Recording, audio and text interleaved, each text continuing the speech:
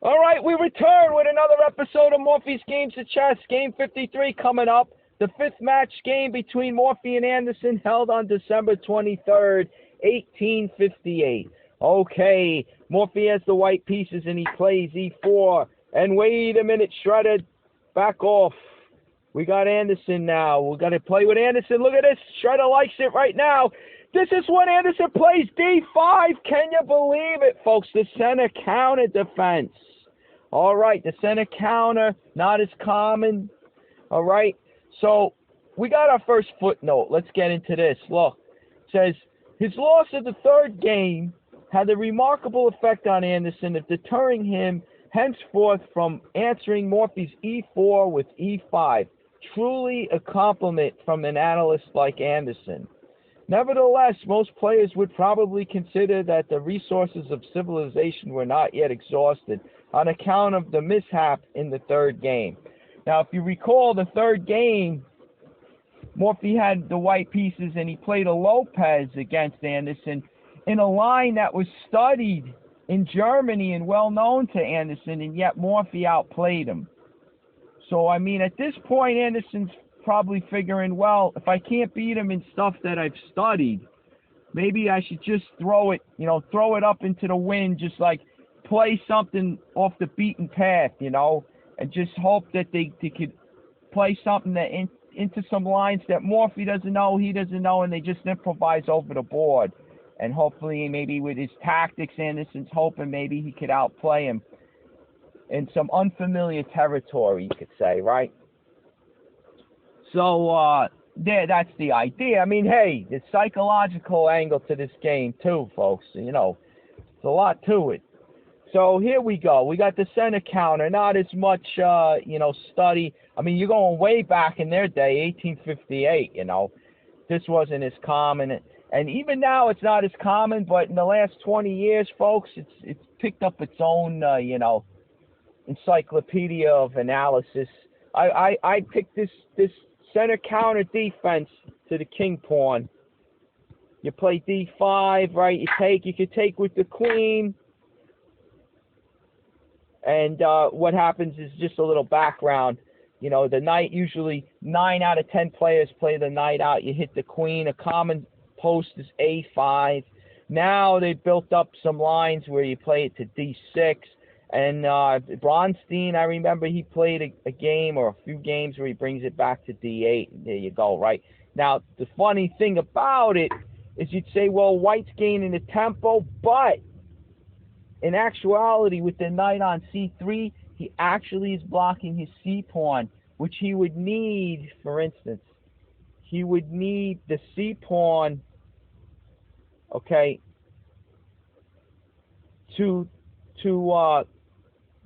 I'll just make some quick moves, right? You usually want the c-pawn up here so you can control the center squares, like d5. You control d5. And what ends up happening with the knight coming out early, getting that tempo, yes, but he blocks his c-pawn. So it's like he gets one thing, he gets the tempo, but he gives up center control. Because without that c-pawn up there, he's not going to control d5. And a matter of fact, after you get these moves, like, let's just throw some in there. You get this. These are the common moves. Knight f6, and then you usually get c6. And that gives you a little retreat. For instance, if white sets up some kind of discovery with the knight on c3, you put the bishop on d2 to threaten this queen. Whoops. You're able to escape. You're able to move the queen back. Here, there, you're able to move. That's what c6 is about. And also, you get your light square bishop out of the pawn chain, okay, before playing e6. That's an idea like in the French. You want to get this guy developed, okay, and then, only then, you develop the pawn to e6. And like I said, you develop this guy to c6, right? Allowing, I'll tell you what, because I didn't study the tactics yet behind that bishop d2 here. Let's just throw it like this. and this is just, if I miss tactics, I'm just putting the strategy in the pawn structure to the Scandinavian, the center counter. You put your pawn on c6. You're controlling what square, folks, with your two pawns, e6 and c6. d5, right? d5, folks. All right, this is the strategic chess. It's not like long lines, where you have to calculate. This is just the strategic, the overall plan. How are you setting up your pawn structure? Where are your pieces going to be in that pawn structure, right? I'll play a little more. Usually you get the, I don't know, let's just play some moves for white. I'm not really thinking about it, but you get your knights here, right? The knight can't go to c6 now. You don't want to bring him here. Usually it comes here and then even to b6 to what, folks? To control d5. You understand? To control d5. Bishop e7, usually castle short. You can castle long in some lines. You get the rooks where, folks? You get a rook on d8. What? Controlling d5. Putting pressure on the d4 pawn, folks. Because after the tempo that you gained all the way back, right? You gained it all the way back here. You're blocking your c pawn, okay?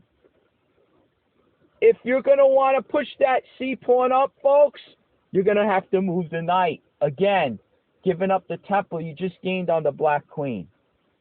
If you don't want to move the c pawn up, well then you'll never control d5. And black controls it. And he controls that square so solid. His pieces are all they have good posts, like I just showed you. The Scandinavian wasn't considered too strong because they thought this tempo, it was all about, gaining tempos, which is the Morphy style, as you know, very important style to pick up. But as you get up in the higher ranks of modern chess, you learn all there's more to it than just tempos and attacks, folks. There's strategic chess too. But hey, you gotta learn to crawl before you walk. You gotta learn to walk before you run. If you don't have the tactics, you're dead in the water. Doesn't matter how many openings you study and how many what endgame. You'll never even reach the endgame. And your positional chess means nothing if you can't even see the tactics. You get it? One step at a time, baby. All right, we're getting there, though. We're getting there. All right, a little background on the Scandinavian. This was something a lot of beginners, you could take this as a defense to the king pawn. And you go in with the blueprint that I just showed you, and you'll go far. You build up those tactics, and you know a little bit of the strategic ideas to the opening. You don't have to study annals and annals of opening books, just a waste of time. You take a few strategic principles like I just showed you, control d5, you got your pawn on c6, e6, and you bring the knight out to f6. You know where the pieces belong and what you're trying to do. Control d5, you put pressure. If the c pawn comes up, folks, right? If the c pawn comes up, like, at some point like this, now the c pawn passed c3. It can't help protect d4, right? So now once you get the rook on the d8, right? You put pressure on this d pawn. You put pressure on this guy on it's a check, all right? You got to block, right? You get the dark square bishop out first. Okay, I'm just gonna make some moves, right? Again, like before, right? Here you go. You gotta make this one. Okay? You bring this guy here, right? White's trying to play for d5 and break it open and go for the attack. But if he can't do that because you control d5, he can never really push that. And what will eventually happen is you're going to get your rook. You get your rook, let's see, it takes there, you take, all right, you run back to c, you got that c6 pawn, there you go, you get it onto c7, right? And there you go, and you end up, eventually, you end up putting pressure, right? You put pressure, all right, this guy, if he goes after your bishop, you could always pull him back. If he takes, you take this way. You don't want to give yourself an isolated e6 pawn, right? All right, there you go. Right now, I'm playing this quick. I'm just giving you, again, the basic idea. He's going to want to push d5. But if you could control it, right, if you could control it like this, with he's going to want to push d4, for instance, d5. He pushes d4 pawn. You want to control it with your rooks on. This is your open file, right? Rooks belong on open files. You're controlling d5 with the two pawns, right? This guy, the knight, the rook coming over here. Now, forgive me if you grandmasters, not that you'd be watching this video, but if I miss some tactical shot, like I said, I'm doing it quick just to show you the general placement of the pieces. All right, don't worry about losing your bishop over here. That's a good piece on this nice diagonal, the light square diagonal, folks, right? Good scope, but don't worry, if he takes it, no big deal. You take back like this, your king's safe for now. He doesn't have an open H file to throw a rook and beam down your open file there, so you're all right, okay? It's a playable defense. I know I'm really getting into this defense. I haven't done this in other games. But the reason being is I played it for years. This was my beginning opening for black. I really tended to like it. And it's funny because most players don't really, with the white pieces, they don't play against it often. It's not as common. So it's gaining popularity nowadays, actually. But when I started playing it, not as many people played it. Most people play the Sicilian, but there you go. I figured I'd share. Look, I'm really trying to open my heart. I'm trying to show you what I know and trying to give you, like, as much as I can. I'm not holding anything back, you know. I want you to take what I know and just run with it, you know. So there it is. There's a little background on the center counter. So now he takes, right? Morphy takes the pawn, and get this, I ain't done with this Scandinavian. Holy smokes, I'm all over the place today. All right, here we go. Let me find my place in the book. I just lost, all right, here we go. Game, what was it? Game 53, right, folks? Game 53, we're getting there. All right, we're getting there. Okay, look at Anderson. After pawn takes, right? He doesn't take back with the queen. He brings the knight out. Beautiful, beautiful. All right, I'm going to show you some ideas as we go in the Anderson game. Okay? This knight move is also, you know, they say that the queen taken back, believe it or not, is more strategic. The knight coming out is more tactical. You'll love this. Morphy players are going to love this for black. But it's Anderson controlling the black pieces right now. Now, he's taking, you know, he brings the knight out. Now, a big mistake would be to try to hang on to the pawn like this. Why? Well, there you go. Shredder finds it. E6, the Icelandic Gambit, folks. The Icelandic Gambit. Here you go. The bishop takes. Now, black gives up a pawn. But his pieces, it's so natural, folks. The pieces come flying out. It's so easy to play. What's the idea? Again, the D4 hasn't been played yet. You try to control the D4 square, right? You can bring, all right, he wants to set up, whoops, mouse slip there. He wants to set up, you could set up some tricks like this where, you know, you get the bishop moving with a discovery, right? You know, that's one tactical trick in the opening. But here you go. Get your pieces out here. You get your knight to the natural square. Again, you're controlling D4, right? Now, once he pushes this, you still could put pressure on D4. Look, you get the check, and this guy comes out natural, right? Give the check. All right, you trade him off. All right, he takes back, right? You set up your bishop move, right? Your bishop taken with check, discovery with the black queen, right? You win your pawn back. Okay, so white's not going to play H3 here. What does he do? All right, look at this. He's moving the queen again. He's trying to stop. The check, right? He's trying to hold on. Here's the point. When you try to hold on to the pawn, you get into trouble. That's the strength of this Icelandic Gambit, because the black pieces come out so well, so natural. I mean, even now you can castle long. Look at this. And if he gets this, it's unbelievable, folks. It doesn't necessarily, he could even win a piece, right? But he's got such strong development. I mean, here we go. Look at Shredder going in already. Look, it still evaluates black as being better. And how many of your opponents, if they're under 2,000, they're going to jump right on this. Oh, I could fork him. He didn't see it. I win, right? I'm going to win a piece. And you're still lost this white because you're falling behind in development. Look at this. The knight comes out, right? Okay, the queen moves again. Look, you bring your other rook to the center. Natural moves, folks. Natural moves. Rooks to the open files. The knight to c6. The bishop on e6. Strong. Queen to e7. Tactical trick, right? You're setting it all up. Look, he won't even take you. He can't even take. Why? Look, folks. Let's see what happens. You get the queen check. If you take the bishop, right? What's he gonna do? What's he gonna do if you block this guy like that? You get the rook on the d file. Don't forget him, right? I mean, forget it. Now you got this. Now you got the rook over here pinning the queen to the, to the king. All right, there you go. There you go. This is why. See, Shredder's sword is calculated. That's why he blocks up.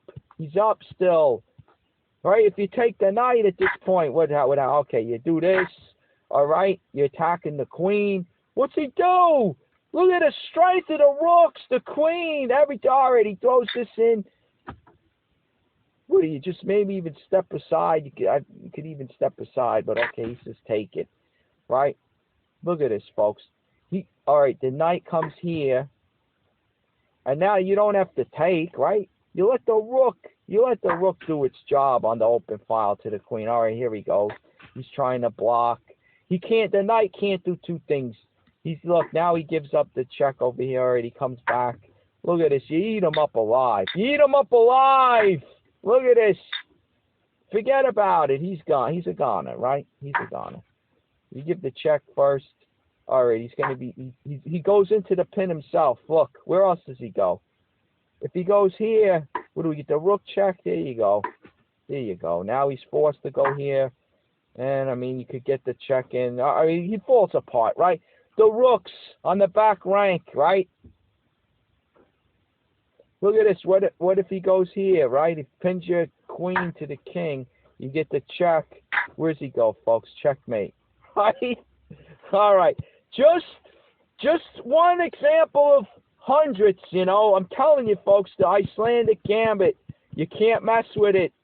So many white players, they met their doom when they played this, when I got to play this against them. And it's not really their fault. I mean, there's so many traps, pieces, tactics, folks. I told you, it's all tactics. You got to take this one and put it into your manual of openings. Okay? So a lot of white players will fall into this trap. So we're going back. This is the Icelandic Gambit. When you make the mistake of trying to hang on to that pawn, look at this. You can even play this. That's another way of doing it. And then when you take with the knight, okay, you recapture with the knight. Yes, you're down a pawn, but you control d4. Okay? He brings this guy out. You control d4. In this case, look, your light square bishop's not out yet, but you got to work on controlling d4, right? There you go. Now, he doesn't want to bring this out. There could be the pawn push. I'm not sure if it's worth it, but, usually you see people, a lot of white players, they don't want to bring the knight out yet because of that pawn push to e4, so they play this, right? To stop the pawn push to get their knight out. But the problem is, now you're blocking in this guy, right? Where's his scope? All right, so all these things start to fall into place. Black has an easy game. You get your pieces out. For that pawn, you're actually equal because your pieces get such good squares of development. And you got an easy plan. And there's so many tactical pitfalls that, white players under 2,000 fall into them left and right. All right, so here's Anderson, right? He's playing knight to f6. Tactical genius, of course, feeling, to him, this is natural. Okay, so Morphy, get this now. He plays d4, right? Like I said, playing against white. Guess what move I hated to play against? D4. You know? This guy back in 1858 knew it, folks. He knew it. He knew to play D4, one of the best moves you could play. And look at this. Look at this. Anderson, look, it says here, after D4, there's a note, okay? Anderson may have expected bishop to B5 check, a continuation supported by the Hangbach. Forgive me, I'm butchering it. As keeping the pawn without any disadvantage in position. Okay? Now, yes, you get to keep the pawn, but black can play things. You got this, right? If he trades, easy enough, right? You take back, you 2 on it. If you play this, folks, you're getting into trouble because now, all right, you don't have the light square bishop, so you can't play the Icelandic Gambit, but you could play the other one with the knight. Control D4, folks. Control D4. Look at this. Okay, you castle first. You bring the rook. You're doing what, folks? You're controlling with your knight on C6, queen, and rook on D8. You're controlling D4. Don't let him get this, okay? Don't let him get it. He can't do it right now. But anyway, there you go, right? And you get the quick development all the same, okay? So, there you go. You can't do it. Now, what's amazing is this was the check, right?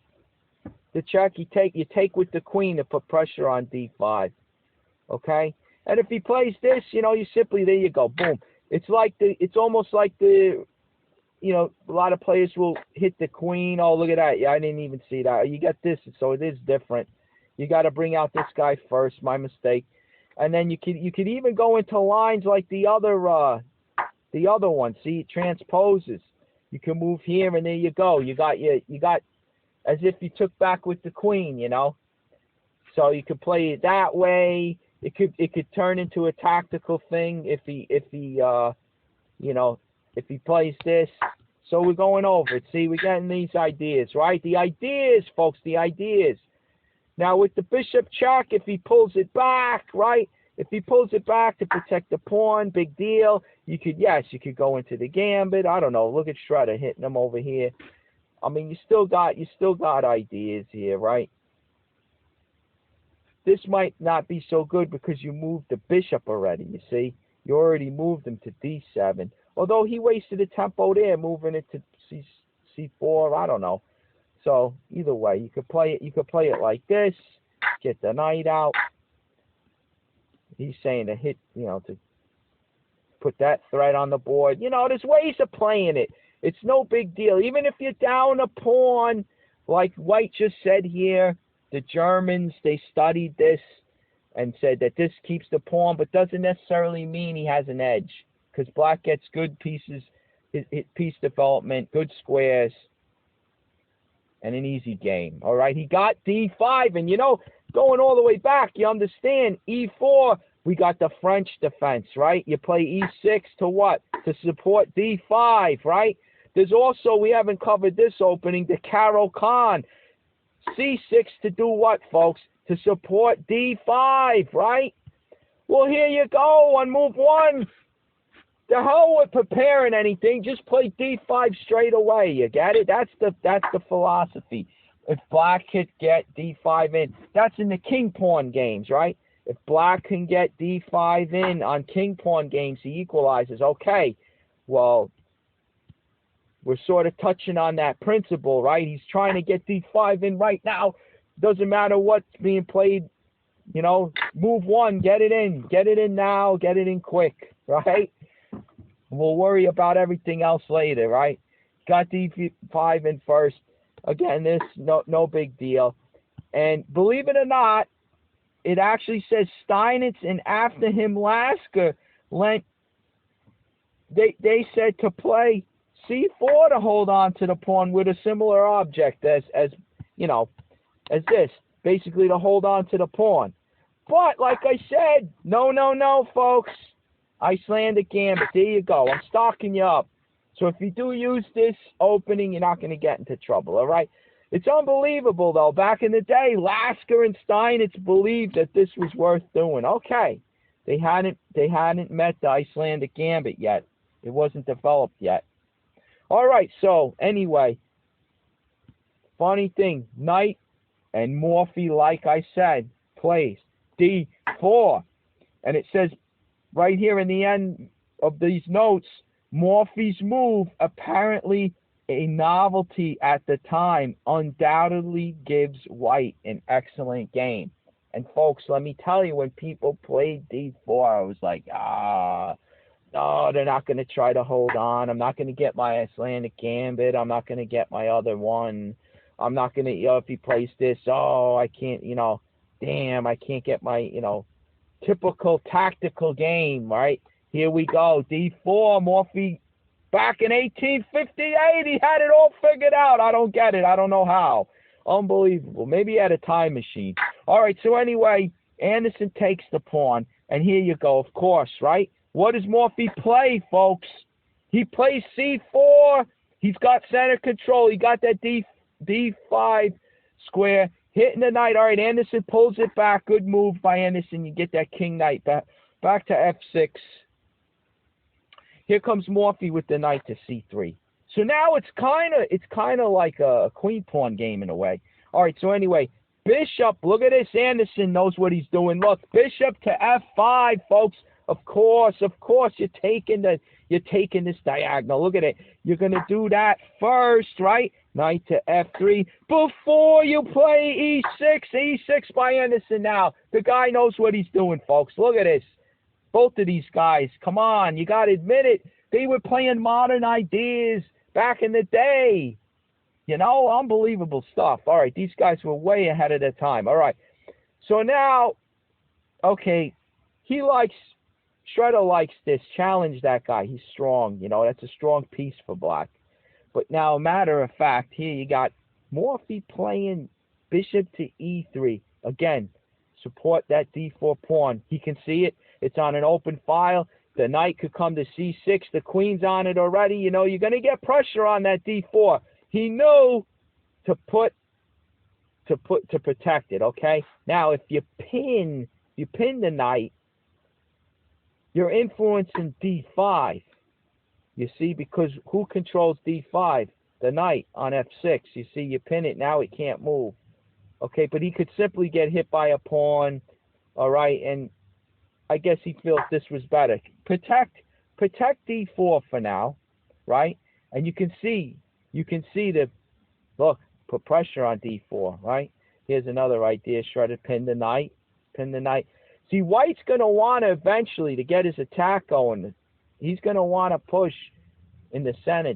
This pawn has no other pawns. The d4 pawn now, because he played c4 to gain control of the center, influence in the center, he's actually, it's yin and yang.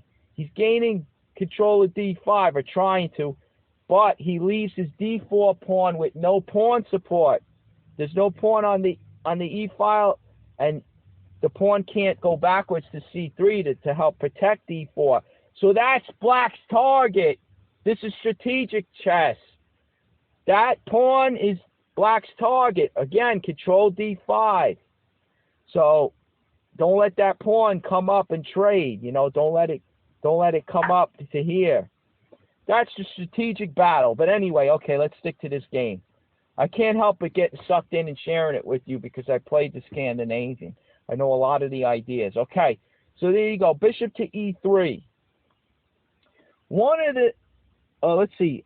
On certain variations of the Queen's Gambit declined and queen pawn openings, where black develops bishop to f5, right? When he develops this guy over here, they're saying white may here play queen to b3 with effect. Okay, that's move 7. Morphy again, he played bishop to e3, protecting d4, but they're saying he could have played this now because, look, folks, the bishop, right? He can't go back because the pawn, e6, blocks him. He can't go back to defend that, right? So now he's threatening to take down on b7, right? But you look at Shredder, look at this. If you go in and take it, okay, he plays this, all right, and at this point, look at this. The knight on b4 and the bishop on f5 combined. They're threatening this, folks, obviously, right? They're threatening the knight fork, winning the exchange. Also, okay, you get something like this first, and he's running out of breathing room, folks. Where does he go, right? He can't go here, here, here. He can't take this pawn. He can't go here because of the knight on b4. He can only take that pawn, and now you go in for it. You see, that's what's being threatened. You win the exchange. Okay. All right. So he wins 2 pawns. White wins the pawns over there on the b7 pawn, the a7, but black picks up the exchange, right? Actually, he wins the rook outright for now. If he could get this guy back out, he wins the rook outright. All right, so there's no h3. I mean, what would you do? All right, here you go. There's a move. I don't know. There's a move for white. I mean, you know, it's a game, but if you look at the evaluation, it looks like white kind of starts to fall behind here. I mean, this is, if you got to move the king, that's a concession in itself, right? So he's already given ground. So it's not really worth grabbing that b7 pawn, folks. You got to watch. They call that the poison pawn. In many different openings, that b7 pawn, if white tries to grab it, or vice versa, if black tries to grab the b2 pawn, it's considered the poison pawn because there's many problems with it. You win a pawn, but you get into trouble. Development-wise, you come under an attack and so, right? So anyway, it might not be best. Black actually ignores it. You develop. And this is Shredder finding this line, you see. So watch this, though. So Morphy plays. That's just to tell you, maybe this isn't as hot as the old masters thought. Queen to b3, right? There you go. Right now he's saying just block it like that. But why not develop the piece? Develop the piece, and you leave black. You leave your opponent. You leave white a chance to, you know, get into trouble. I would say knight c6 is better. You develop the piece. Let him grab the poison pawn. He gets into trouble. Right, he plays this first. Now he moves to protect it. All right. So you got your knight out. Big deal. All right. So anyway, Morphy playing e3, bishop e3, right? So here we go. Here comes Anderson pinning the knight on c3, and it says here this is a question mark for Anderson. Now black has the chance of playing pawn to c6 in anticipation of white's. The old masters are hooked on this being the best move for white, right? But now c6 would allow, see, the queen could come out and put a damper on any of those threats to the b pawn. And there they go, they trade, right? All right, he gets the double b pawns, but the c6 pawn's right there to help him out. That's no problem at all. You know, you get the queens off the board, it slows down. You know, look, who's controlling d5, right? I think black's got that one under control for now. No queens on the board, so if you try to rip it open, it's not as dangerous. And there you go. You play your game. Black's doing fine, right? What does it say? White's got a half a pawn edge. Come on. It's insignificant. All right, so there you go, right? The old masters are hooked on this queen to b3, but all right. They think that this now allowed, you know, the bishop e3 in their minds allowed c6, so that if this comes a move late, well, now you got the queen defense, right? And the double pawns mean nothing. Matter of fact, that one on b6 now controls c5. Nice, right? You got control of all these squares here with your pawn. Oh, and not this one. Not e5, but you got these three, right? You got your bishop going to come out, maybe pin the knight next, maybe come to e7. So who knows, right? This guy, let's see, you get him out, right? This guy's definitely coming here, right? He's going to come here. You get the bishop, all right, he wants to pin, then you get a castle short. You castle short. All right, it's easy game, right? Easy to understand. Your pieces come to the natural squares. All right. So anyway, here you go. This move, and all right. Anderson pins the knight now. They give him a question mark. All right. And I'm gonna take a little break. I'll be right back. All right, folks. So I'm back. I had to get a drink, folks. I gotta apologize. My throat is getting a little dry. So I'm back, and we just left it off. Anderson playing bishop to b4. All right, Morphy's answer to this was queen to b3, attacking that bishop. Now, Morphy considered that better than the queen check. They give the line right here. They say, this is what Morphy gives, because of the answer knight to c6, blocking the check and protecting the bishop. Obviously, if you take the bishop now, right? Hold on, the Russians again, folks. Hold on. They're trying to infiltrate our discussion here. All right, we don't want to give any secrets to them Russians. All right. So anyway, if you take the bishop, obviously, right?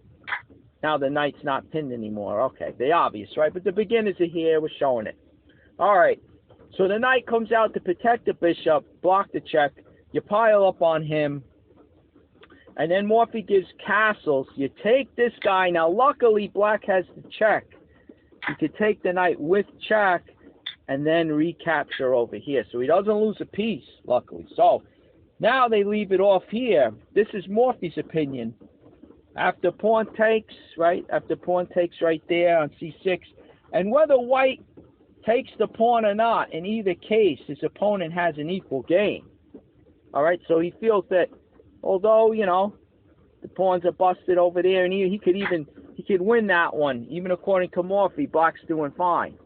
If you look at the analysis, look at this, plus 0.28, totally insignificant. It's nothing.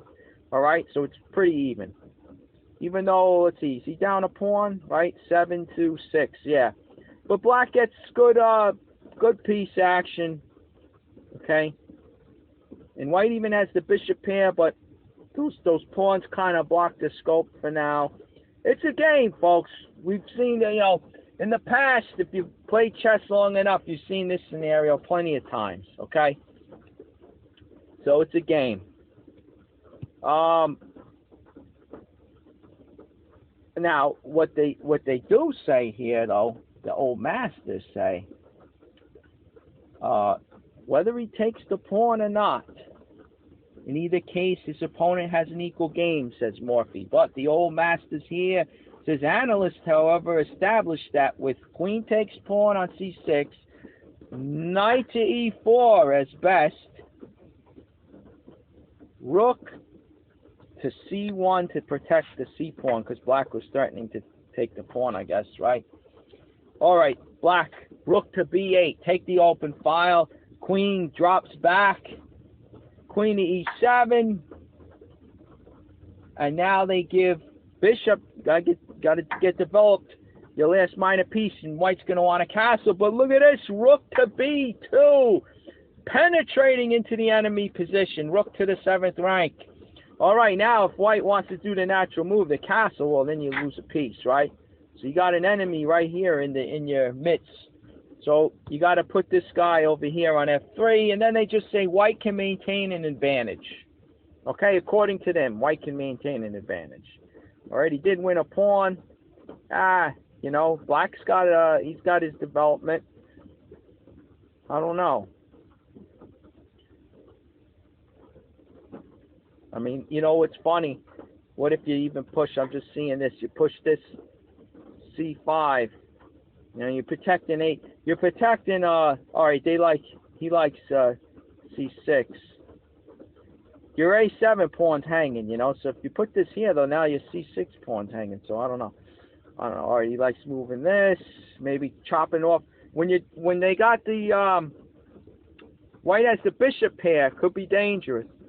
So usually you want to take one of those bishops out. Black would like to chop off one of them at least. All right, but you know, you got a7 hanging. This would threaten to bust threatening to bust the pawns. Look at this. He found it, folks. He found my c5. Because look, this is what I was thinking. There's no way he would want to take here, folks. You got to remember this one. Look at those triple isolated pawns. Holy cow! The theme music, triple isolated pawn theme music comes on because my phone. Somebody's trying to reach me. I guess I don't know. I don't know what's going on.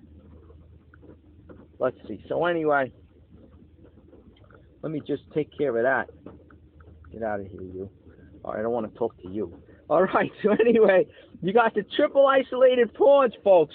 This is unbelievable. No one would want to, in their right mind, have a pawn structure like this, right? Even though we just won a pawn, right? This is, oh my God, they're coming from all angles here. You got to be kidding me. All right, let me turn this guy off. Folks, I apologize. Between the Russians trying to intercept our transmission to all these phone calls, I don't know. I apologize. All right, let's get down to business. Triple isolated pawns. No good, you don't want to do this. All right, he'd even take that one back. Why not, right? And all right, good. Get one of those bishops off the board. Now you got those isolated c-pawns. Not good at all.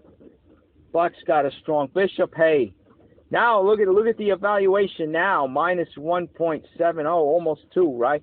So, he castle, but hey, it's still I would say it's still a fight. I don't even know anymore. It doesn't look like a fight. Look at this. He forks the rook. He's going to win this. Holy smokes. He goes in with the rook on the 7th on b2, folks. He's chopping him up. Right? He's going to win. He's going to win the 8th pawn. Holy cow. I'm seeing it a second late. Look at this. This is unbelievable. All right. So Black's clearly tearing him up. I mean, if you're Black, you couldn't ask for more, right? In a game. Okay. Beautiful. All right, so c5 looks like a good move. You wouldn't want to take. He might want to pass, but that might be premature. He doesn't have control of d5, folks, right? He doesn't have control of d5. Look at this. So there you go. All right, he's got to get castled. That's the thing. White's still not castled. Look at that. You actually take again. All right, whatever. So. All right. Anyway, there's some. You know what? Nowhere is big a disadvantage at this point compared to the other line where White takes on c5. Look at this. If he takes here, no big deal, really, right? I mean, the game's opening up for those bishops. But all right.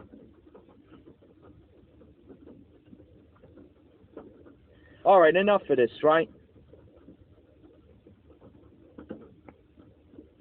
I'm looking at this move. You're forking, right? You're forking the queen and rook on f1 in order to force the exchange, right? You force the exchange. You get one of those bishops off, Oh, look at this, but he forks you, and he forks you back, though. This is deadly. All right, wait, but you got saving grace right there. You got the queen to d7, protecting the bishop on f5 and the rook. All right, I'm sorry, folks. We're getting sucked into it. But does he come out with this? All right, you pull back is better. All right, I don't know. I guess he could regroup. But he had maybe that knight move, and they kind of threw it back to White. So White gets back in it. So it's not good. The idea was, well, look at this. He's looking at it now. The idea is to get off one of those bishops, because he's putting pressure on your c5 pawn. He could threaten to take it with the light square bishop. Bishop takes knight, and then capture on c5. So maybe this is good. Keeps him in it. I don't know. There you go. You take one of them out. Oh, what do? You move here. Look at this move. Look at this. All right, now you take. Force him to take. All right, there you go. For now, that's what it ended up. There you go. Right. All right. So who knows? Who knows? Very, very. At this point, it's 0.17. What do you think? Is that an advantage? I don't think so. All right. Got sucked into that line, but it's interesting. Okay. So anyway, That's where the old masters left it right there, and they think that white can maintain an advantage. According to the engine, we made the moves quick, don't get me wrong, but it looks like black can hang in there. Okay? So, you know, I think Morphy's right. Now, I think Morphy's right. The old masters analysis right there. Now, the notes still have some more here. It concludes, in an earlier stage, okay? In an earlier stage, here we go. Let's go back. They give this much, right? This whole thing is talking about the queen check, knight blocks, pile up on the pin piece, and we had Morphy's line given castles, right? Well, here you go. Maroxy says he could switch it around here, play queen to d6, protecting the knight and the bishop on b4, so that if you take here, right, you take with the pawn, and your queen is still protecting the bishop. And if he tries to hit you like that, you got this, don't forget, you got the check move, right? You take on c3 with check. Now you can move your queen to safety. All right, there you go, right? So this is the idea. This is the idea. So the queen comes up to cut out the shenanigans, right? With the pressure on the knight on c6. Okay, and then they give, so that queen to d6 is instead of Morphy's castles. Then they give c5 now, blocking the protection of the bishop. But he can move up here. Now the knight's pinned, folks. Remember, the knight on c3 is pinned. And anything like this doesn't work because, you know, with the idea of destroying the pin piece, because you can see black comes out of it. Black comes out of it fine, and he's threatening a fork, a knight fork on c2. So, you know, look at this. This is your best, right? I mean, okay. So black's in that game. He's in it. It's no problem for black. Morphy would be correct, right? Even with this line, okay. But they give that pawn up. I mean, queen up to d5. Remember, the knight on c3 is pinned. So now they play bishop to b5, threatening to take the knight, and then winning the bishop on b4. So they give black has to take. Pawn takes back. And look at this. Queen comes down here, taking on g2, threatening the rook. Well, anyway, Maroxy ends the notes with castles queenside and wins. They say Maroxy thinks that white's better. He wins. Right? Nah, I don't know. Oh, excuse me. I had to get another drink. That's it. That's it. My OJ is gone, folks. Oh, boy.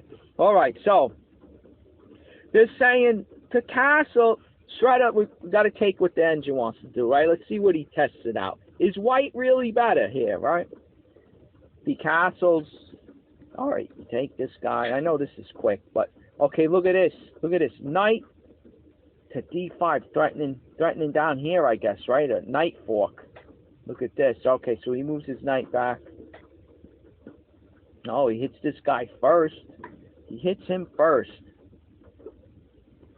All right, he moves here. Oh, we take the... Oh, look at this, folks. We take the bishop. Okay, pawn f2 recaptures. Look at this. You almost got mate, folks, right here. But the queen on a4 protects, right? I didn't see that one coming. All right, but you got this. You hit the knight. I mean, you hit... Play b5, hitting the queen. Matter of fact, you're forking the queen and the bishop, right? It's a pawn fork. All right. Well, he takes on passant. Now you take back. Now your rook on a8's hitting the queen. Queen to b3. Got to protect that c2 square, else it's mate, right?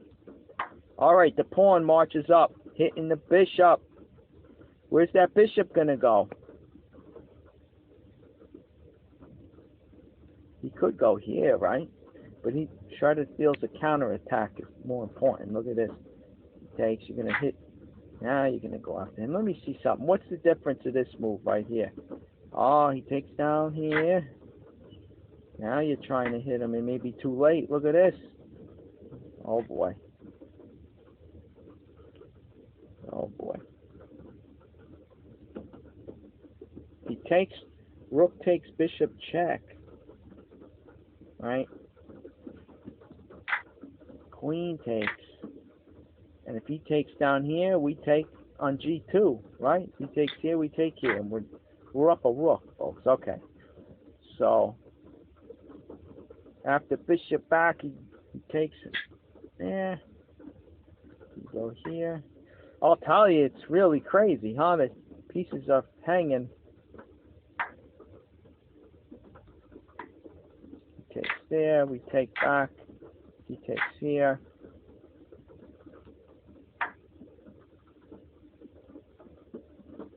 Well, what we just played at, the evaluation comes out in Black's favor at this point. Cement that guy in, right? He's as strong as a rook. King, Lord of the light squares, huh? Matter of fact, can you play this? Threatening to win. Oh, he's got the in between. Okay, I'm thinking you're threatening to win the exchange back, right?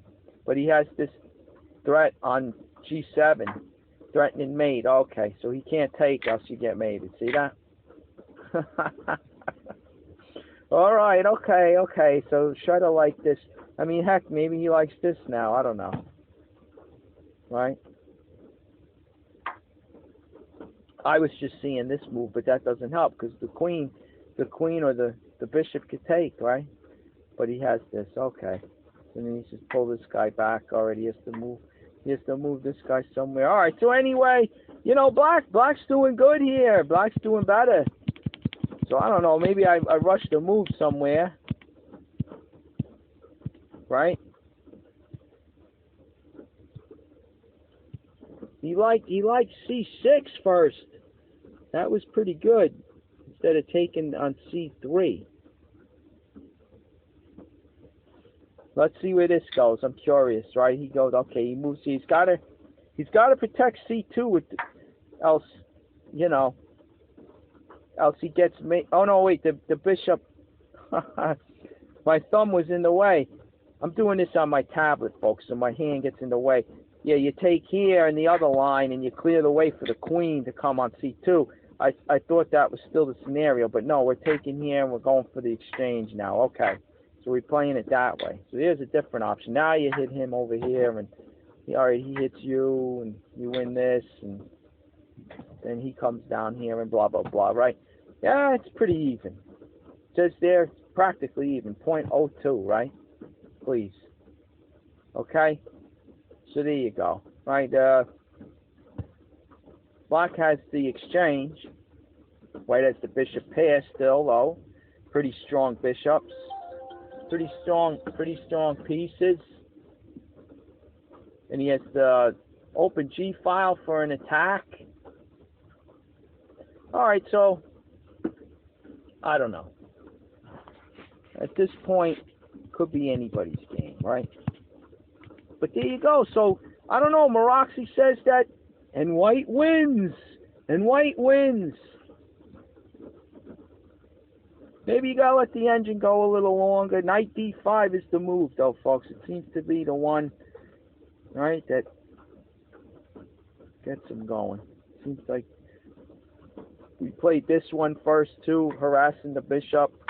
You're taking there, right? You're forking them and this, and then you get the open A file, attacking with your queen rook on the queen. The white queen moves to B3. He's got to keep in touch with C2. Boom, you hit the bishop. He doesn't move. He goes here. You take this guy. All right, now he moves. All right, you trade them off, and he harasses you again. And oh, he's gonna go for a perpetual, I guess. There you go. Look, see that? So really, you know, there you go. Another way it could spin, right? You know, I think Morphy's right. He's right. Even with this other line, you know. The Morphy came up with, he thinks he got the edge after Castle's long. Well, not so straightforward, is it? Alright, anyway. Look, the whole point is, after all that analysis, the man of the hour, our hero, feels that queen to B3 is stronger than this. Queen to A4, and all the lines we looked at with Shredder show that Black hangs in there. So, maybe the guy's right. Right? Queen of B3. Let's see where it goes, right? Let's see where it goes. He's attacking the bishop. It's not a check, but he's attacking the bishop. Okay. And, you know, Anderson goes right off. He chops him. He chops him right off. He says, all right, let's not mess around. He takes the knight with check. Pawn takes back. Now B7 is hanging, but look at this. Anderson, nice move right here. Bishop to E4, protecting it. Okay? But now, I mean, I don't know. What did you try to think there? Just castle, huh? Just castle. Let him take the B7 pawn. Is it poison? Right? Is it poison? Look at this. Now you get a tempo on him. So he won the pawn, but he had to retreat. You give him a tempo to get the knight out. So does he get a little bit for that pawn on B7? Maybe. You know, here's another deviation, right? He still hasn't castled, folks.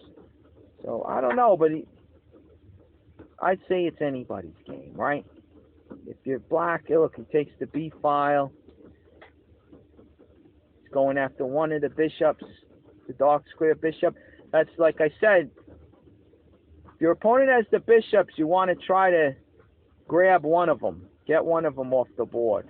Because once the board opens up, the pawns are exchanged, though the bishop pair is strong. All right, so there you go. It's a fight. And actually, they're giving white the edge, a slight edge here, but still has to be proven, right? You got to fight it out. So I don't know. Let's see. So after this, Anderson protects B7 with bishop to E4. Okay. Here comes the knight, right? He's going after the bishop. He wants to get rid of that guy, and then B7's threatened again, right? Well, Anderson pulls him back out of range. Okay? And now look at this. Now Morphy developing his king bishop aggressively, right? Aiming down at the black king side. If he goes down there, if he castles, he's aiming at him. See that? So he takes over this diagonal. Black had control of this diagonal, right? Well, anyway, obviously you're seeing this, right? Well, he attacks. This is hypothetical. Anderson didn't go for the G2 pawn. But then you see you'd lose your G7 pawn, right? Now black can't castle over there so easily, right? Might not have been the best thing to do, but that would have been a different game, right? Okay. Anderson doesn't go in for, after Morphy develops the bishop to D3, good move by Morphy, aggressively posting that bishop. Anderson doesn't go for the G pawn, okay? He brings the queen knight out. He's got to get his pieces developed too, you know. Got to get those soldiers into battle. Okay, now, interesting sneaky move there, the queen knight coming to D7. What did I say, D2? I don't know. Knight to D7, I should have said. Okay? He's got a little threat, folks. I don't know if you could see it. Remember what I said? You want to try to chop off one of those bishops. Especially the light square bishop right now is aiming. He's got good scope. So you'd like to grab that guy, right? So look at this. Morphy moves the queen to C2. Why? Because let's say you routinely ignore everything your opponent's doing. Not a good idea in chess. And you just go ahead on autopilot. I'll castle now. Well, look at this. Knight to C5, folks. And you're going to get to chop off this guy. See that? You get that powerful light square bishop of white. Key soldier in the attack. All right? You get him off the board. Now things are nice. Black's doing great now. Okay, that bishop's key to the attack. All right? If black castle's on the king side, all right, that bishop on D3, the light square bishop, could be trouble. All right, so this would be great if you were dumb enough to castle. Luckily, Morphy's not dumb enough to do that. And you might say to yourself, well, if he comes in, why don't I just take him? Well, you see that? You lose it anyway, right? You lose it anyway. Now, you got those triple C-pawns, folks. Very, very ugly. Very ugly indeed. All right. So we don't want to go into that. So at least, like, you know, Morphy brings the queen to C2. And here, here, now if he plays this, the queen protects the bishop on d3. And sure, you take those ugly c-pawns. Who cares if you win a knight for free, right? You win a knight for free. Sure, you could take the damaged structure. That material outweighs it, okay? In this scenario, you got to always look at the position. I mean, heck, you could always post a piece, maybe here and hope that he takes it, and then you recapture with your c-pawn, c3 pawn recaptures on d4, for instance. Just ideas. Those pawns can become isolated. You could get them, reroute them, whatever the terminology would be, right? If he recaptures any piece that's protected by them, you end up fixing them slightly. So that could be fixed. There's no way the knight coming back onto the board, right? Unless you get a pawn down to promote, but slim chance of that, my friend. Not when you're down like this, right? What is it? Plus 3 for white, right? So, all right. So anyway, you don't got Anderson's not going in for this. What he does do, though, he gets a question mark here. H6. He plays H6, folks. I don't know. Always got to ask yourself, is it a waste of time? These wing pawns moving to protect from the pin. Is that what it's about, right? I guess. Protect from the pin. All right, anyway, here we go. Morphy castles. Anderson castles. Here we go. All right. Morphy with queen rook to e1. Giving notice to his intention of attacking on the king side at once. Zukertort prefers king rook to e1, followed by, I don't know, just make a move here. Shredder likes this. Followed by queen rook to d1. I guess he wants center control, right? Rook's in the center. Gonna rip it open, maybe push d5 eventually. You get your rooks in the central files. Okay, but it says here, Morphy's love of the direct assault, however, is notorious. He was an attacker by heart, folks. Very aggressive. This is why we're covering the man. This is what you want to put into your chess game, the aggressiveness, folks. You need it. You need it to march up the ranks. You got to destroy your opponents. These lower-rated opponents deserve beatings. Do you understand what I'm telling you? It's only going to teach them a lesson. You got to learn to destroy your opponent. No holds barred. Morphy was king of this. All right? Here we go. Here we go. Enough of me yapping. We all know it by now, right? We've seen the destruction on the board. All right, here we go. So, he plays queen rook to e1. His love of the direct assault is notorious. All right, here we go. Now, Anderson plays... Okay, he plays b6. All right, you'll see why in a moment. Here we go. We got pawn. All right, pawn up. Now, that's not to block any pin, obviously. There's no pin threats, right? No knight on f3, then the bishop going to pin on g4. No such chance in this position, right? You'll see why that's played, h3. All right, here we go. We got Anderson playing queen to c8. Zukertort remarks, one of those moves which a player may evolve from his inner consciousness, which baffle any attempt to explain them to the outer world. Okay, they're saying king over, king to h8 was very much to the point. Anderson probably intended, with queen to c8, probably intended to bring his queen to b7, but he had no time for that. Okay, so he was going to maybe possibly just throw in a silly move. Well, they like this now, right? But they maybe, get the queen, the light square battery, folks, down, aiming at the white king, you see? Anderson always thinking of the attack. All right, so there you go. That was the possible idea of queen to c8. But, okay, so what does Morphy do? Well, he played h3. Why, folks? Well, now he moves the king not to the light squares. You got the bishop over there on c8, on c6, right? You got this guy. You don't want to walk into trouble. So he's staying on the dark square. See this? king to h2, and he's moving that. Here we go. Anderson now moves the king over, but now he's a move behind. He played queen to c8, and you're going to see it's a total waste of time because he's going to have to move that queen anyway to help with the defense. But so now he moves the king to h8, which was recommended last move. And here we go. We got the rook over to the g file, folks. Rook over to the g file. We got g4. We have g5, right? Morphy, f4, rip it open, baby. Come on, we got to get these pawns rolling. We got to get the rooks on the open files. We got to try to open the g file somehow. We got to do something, right? Opening those lanes of attack. I mean, now the dark square bishop comes alive too, right? You want to take here? Here you go. Look at this bishop now, aiming down at on this pawn right here, h6, right? So all type of stuff starts to happen, trouble. Okay, so anyway,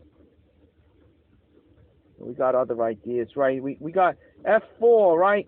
Want to rip it open. He's not going to take. Black's not going to take. Matter of fact, just like Shredder show, see? He comes to protect this, see?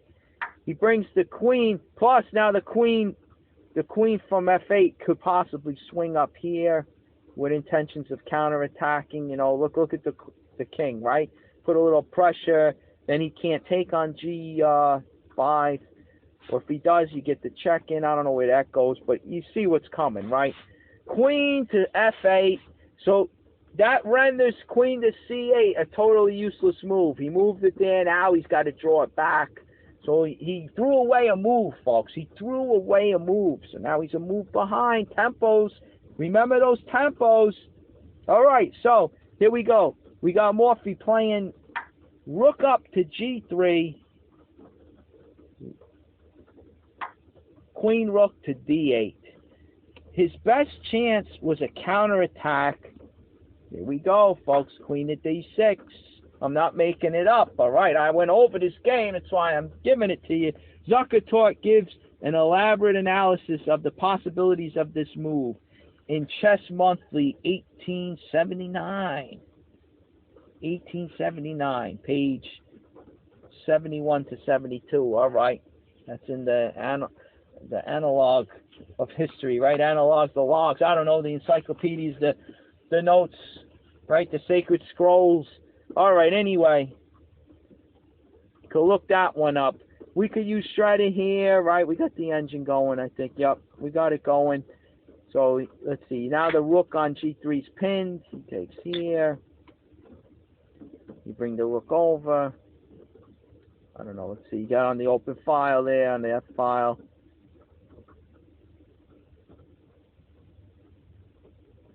Curious what's threatened. Let's just do a dumb move. All right, this would attack. Oh, this is okay. So you bring the rook to f1. So you could support let's just do a dumb move, right? You support the knight. Double attack on g4, a g5 pawn. Of course, he'll chop him off, which is why you brought the rook over here, okay? You know, I mean, you got to admit, looks like to me that the white has the initiative, right? Looks like Black's got those knights. Maybe bring the knight to the defense over here. I don't know. I mean, the knights can't really post anywhere.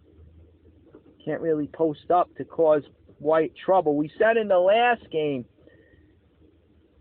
you know, a good rule of thumb is if your opponent's attacking you, you strike in the center. Because if the center is shaky, there's a good chance that the attack will, you know, peter out. It won't work. Okay, and in this scenario, I mean, it's pretty solid. I mean, white has control of the center. How is you know, Black gonna really mess with this? He can't really. White has control of the board. I mean, maybe maybe chip at it like this, but again, because if he takes, you'd want to maybe post your knight up nice, threatening to take this guy, right? Shredder's saying to take with the pawn, but yeah, maybe that's good too, better than what I said. Anyway, I don't know. It looks pretty even. It looks pretty even. This move, is this bad? Looks like it's bad according to Shredder. What does he say? Move here. Yeah, so maybe it's not so hot. Again, okay. Now the rook. That's another reason why the rook went to the F file. Okay. That F7 pawn is hanging. Now he's right in. He came right in. You penetrate on the 7th. See that? Dangerous. All right, so this is looking dangerous for black. So I mean, remember the tempo, folks. The move, like I said, that's what put black in it behind the 8 ball now. Even like to strike in the center, he doesn't have the time. It's like a tempo behind. Look at this. Okay, so that's where they add up. Those tempos could mean the game. All right. So anyway, all right. So where was this stemming? Oh yeah, Zuckertort. That's how you even say his name. Forgive me for butchering it. You know, you got. He's saying, move 20, queen to d6 was a possibility, and then you take, rook over. Okay, beautiful. Rook over. Bring the knight. All right, black to take out that knight, because you got it. G5's gonna fall, right? You're gonna lose a pawn, so you got to take him out. But in the process, you just lost your best minor piece. That bishop on the light squares was a monster, and you know you just lost it. He was controlling key squares around the white king. You know, the white king over here. So black doesn't get the G pawn. I mean, white doesn't get to win the black G5 pawn, but he gets that bishop off the board. See, so if you don't win one thing, you get another, right? You don't get one thing, you get another. So anyway, I don't know. Zuckertort gives queen to d6, but it still looks to me like white has the edge. All right. So anyway, okay. So you got Anderson, right? You got Anderson with rook to d8. Rook to d8. Here comes Morphy's knight. Hey, look, here it comes. Uh-oh. Got to chop that guy off. Goodbye, bishop. Go in the box. We didn't want you on the board anymore. We're happy to get rid of you. Okay, so he saves the... You know, we were threatening, folks. They're threatening to take, right? Let's just make a dumb move again over there. There you go. See? You're threatening to take. Boom. There you go. You lost a pawn, right? So, okay. So he doesn't give him the chance. Knight up. Hey, look, did they like this move again? Let's see where it goes. Well, now if you take the rook's pinned, folks, you see that? Look. The rook's pinned. You can't take the... All right, you can take this guy, though. All right, but now it's... it might still be better for black anyway. Now you're putting pressure if you take here like a dope.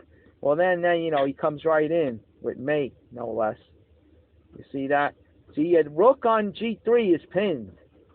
So, it's pretty scary. Once you take on g5, your f pawn is gone. Queen's pinning your rook. See that? So that's the idea of this. And he throw the knight in there maybe. All right, and you know, obviously, if you take, folks, big boo boo. You got the pawn fork, right?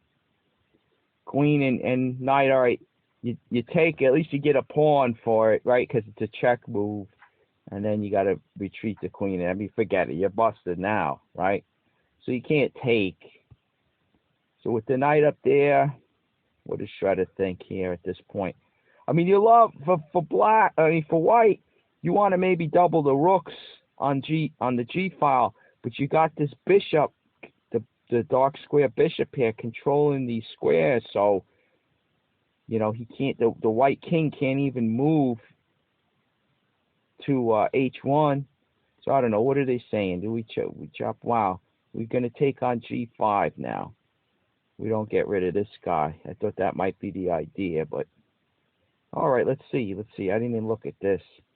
You take there, all right, and then the queen moves, you're going for the G pawn. He defends with the knight. How else can he hold on to that? Queen's running out of room over here on D6. Let's see, we take like this. Wait a minute here. Oh, can he take? Folks, can the queen take here? What you tell me? Can he take? No, because you get pinned. Look at the tactics, folks. Right? You do the impossible. Wait, the knight's hanging midair, right? All right, he can't take. He threatens. Let's see. Is he threatening the rooks?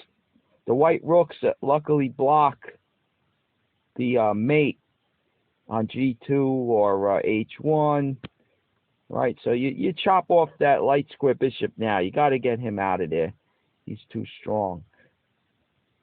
Look at this, folks. Is there a pin now? Is there a pin now? No, but there's a discovered check. Look at this. Another tactic, right?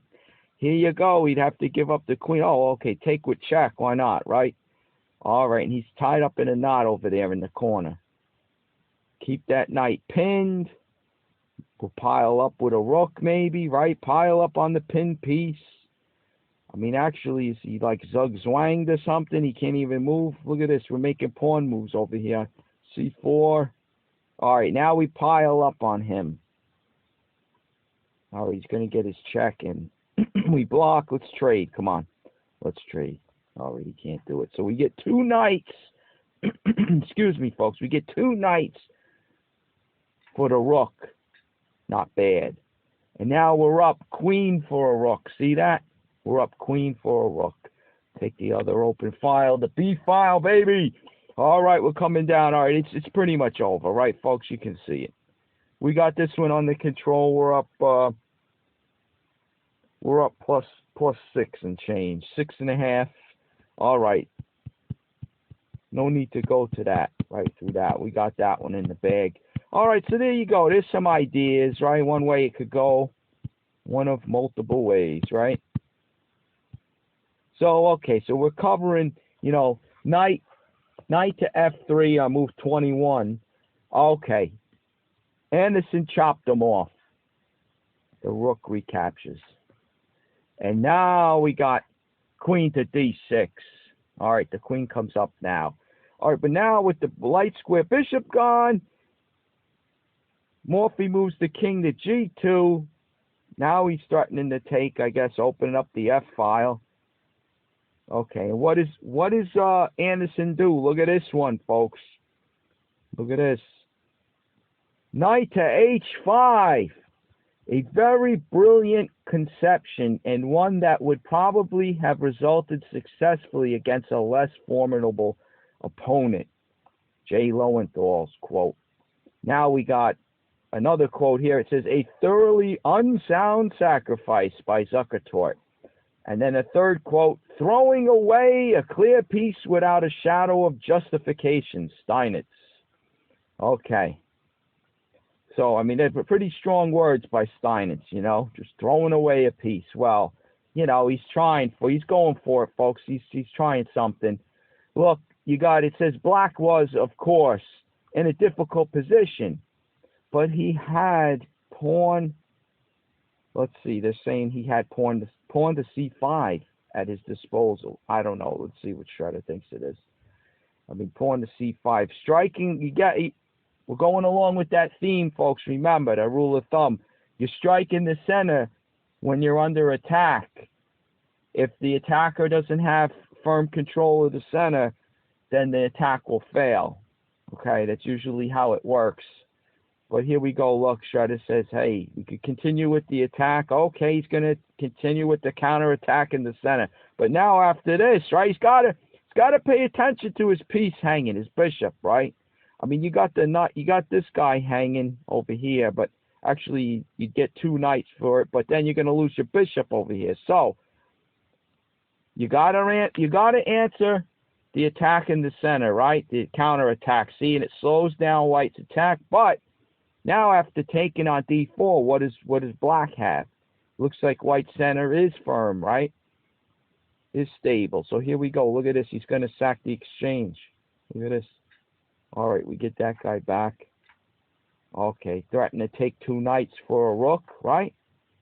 Protect D4. Because the bishop, see that? The bishop takes the rook, Black takes back. Now the D pawn's hanging all right. You need your center strong. You need your center supported. Here you go. Queen to F2. And now you're doubling up with the rook down the F file. You're going to win two knights for a rook. And then when the queen, look, let's do a dumb move. Show it instead of blabbing away. Here we go. With check, no less. See this? With check.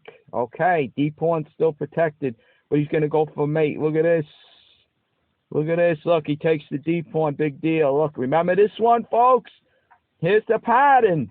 Beautiful pattern to remember. Look at this. Get him over. Look at that.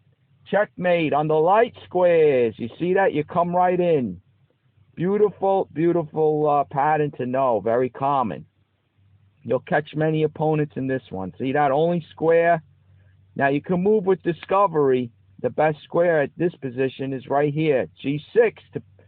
You're supporting the queen on F7. See that? Boom. Good one to know. We've seen it before in this treatise, right, folks? We've seen it before in this treatise. All right, here we go. Let's get back to the game. All right, enough. We're winning after this. We're winning, right? White's winning. Our hero would be winning, right? So there you go, right? You got C5. The old masters say, yeah, you got C5 at your disposal. Well, still doesn't seem to bring much hope for black. So there you go. You got the one of the best at the time going for it, saying, all right, to hell with it all. Here we go. Let's hope maybe we could gamble a little. You know, Anderson, the great risk taker. You know, he's got the tactics to back it up. All right, so here we go. He tries the knight, and you figure, well, this is crazy. What's he doing, right? So if you take, folks, let's see what happens when you take. What do you do? What do you do? Well, now look, now you got to check. You got down the counterattack now. All of a sudden, the counterattack, right? Uh-oh, look out if Anderson could get something like this. Don't get me wrong. This isn't what Morphy did, okay? He didn't take the knight. But look, I'm just showing you what could happen. Look at the devastation. Now you got the rook on G8, the black rook, checking the king. King goes over. Look at this. He gets his piece back, okay? It's a double edge. Here we go. Rook down, taking on F7. All right, what do we got here? What do we got? We're protecting the pawn on E3. Maybe going to play rook takes H3. Check. Could be trouble. Bishop back to defend. White's backpedaling now. Here's the knight coming back. We also have, look at that move. You got the white bishop coming back to defend. Rook takes, right? And at the same time, clearing the way for mate. And for the queen to come down, mate, look at this double edge, folks. The knife cuts both ways. Look at this. So you got to bring your knight back to defend there, right? Minor pieces leaping back to defend, folks. All right, here we go. Now we got the queen coming up here, they say, huh? Piling up on E3, I guess. That could be a dangerous pawn. Rook takes rook is threatened. All right, so they trade. Oh, knight takes. No more threat. You get rid of that guy on the 7th rank, right? He's in your territory. All right, here we go. We get the E pawn. All right, he trades him off. And it's close. It's close here. You got White's actually up. He's holding. He's got the bishop versus knight endgame. He could actually try to trade the queens off maybe. He comes up. He developed this guy to the beautiful long diagonal. A8 to H1, right? The knight's trying to find a post, folks. He's trying to find a post. I don't know if he's going to do it. So I guess material-wise, it's pretty close. What do we got here? Doubled H pawns. Don't really matter much. Black having one pawn. And then you got 4 versus 4 on the other side of the board, right? So there you go. It's pretty close. I don't know. Maybe black could hold here. Maybe he could get the draw. In the hands of I don't know. In the hands of a master, I think White will pull this out. I think he somehow could pull it out. There you go. You get the check. Look at this. What's going to happen here? We're making the moves quick. It could be better, as I say many times, right? Okay. Here come let's see. What could he do on the dark squares, folks? What could he do? Right? Let's see. All right, let's trade him off. Go ahead. Go ahead, trade him off. He doesn't want to.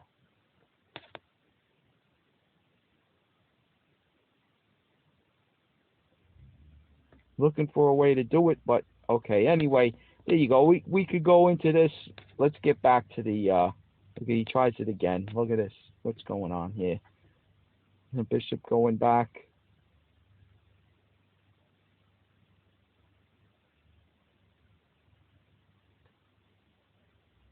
Not sure, folks. Not sure. Maybe. What if you try to trade those queens? You know, you come over here. This is just an idea, real quick. Oh, you lose this one. All right. Now you get this guy checking. All right, you win that one, but he's gonna win the D pawn. Ah, folks, my mistake. All right, no good, no good. Then the pawns come off. Trying to figure out a way. You know, this idea, king up, was simply just to try to trade him off. You know, and you get your king. Get your king more in the center of the board coming up. But it's tough to say. Does White even have a win here? I'm not sure. So anyway, all right. And this is all from the perspective of black sacrifice, you know. It would keep it basically. Anderson's trying for this, right? Let's go all the way back. This is unclear, you know. Maybe White has a little edge, but I don't know. He's got the bishop. But then again, the queens are still on the board, right? And there's probably better moves. We're making them quick, right? So I think Black would survive. He can survive this if White was to take that knight. So is it really that bad of a move? You know, is the piece really sacrificed? Well, not if he takes right away. It seems to give Black a little hope, you know, of surviving. Okay, so. But Morphy, like I said, doesn't take the knight. He knows better. I guess he could see into this, right?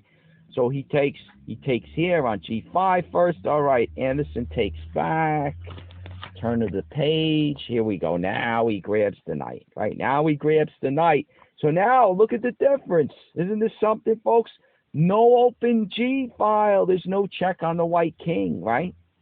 The subtleties of chess, right? Here we go. Morphy picks up the knight. And there's no counterattack right now. No, well, not with an open G file anyway. Anderson's trying his best. Let's see, wait a minute. I just made the move that Shredder wants to play, right? After pawn takes knight. Ah, okay, this is what Shredder wants to play. Block out the light square diagonal, you know, the battery of the white queen and the white bishop. Pretty good move, right? But Anderson goes for it. He pushes this one. He wants to rip open his G file. You see? He wants to rip it open. So, get this. Morphy actually takes. See Shredder there? Well, Morphy takes. Okay? But the old masters, they've seen this too, folks. Not only Shredder, you know, figuring it out. The Spanish-American player, A. Martinez, first pointed out a quick win by rook takes pawn on f7. If then pawn takes pawn, double check, folks. Double check the pawn and the rook on g8, check the white king. Okay, they give king to h1. Rook coming down, I believe. Oh, no, wait, let's see.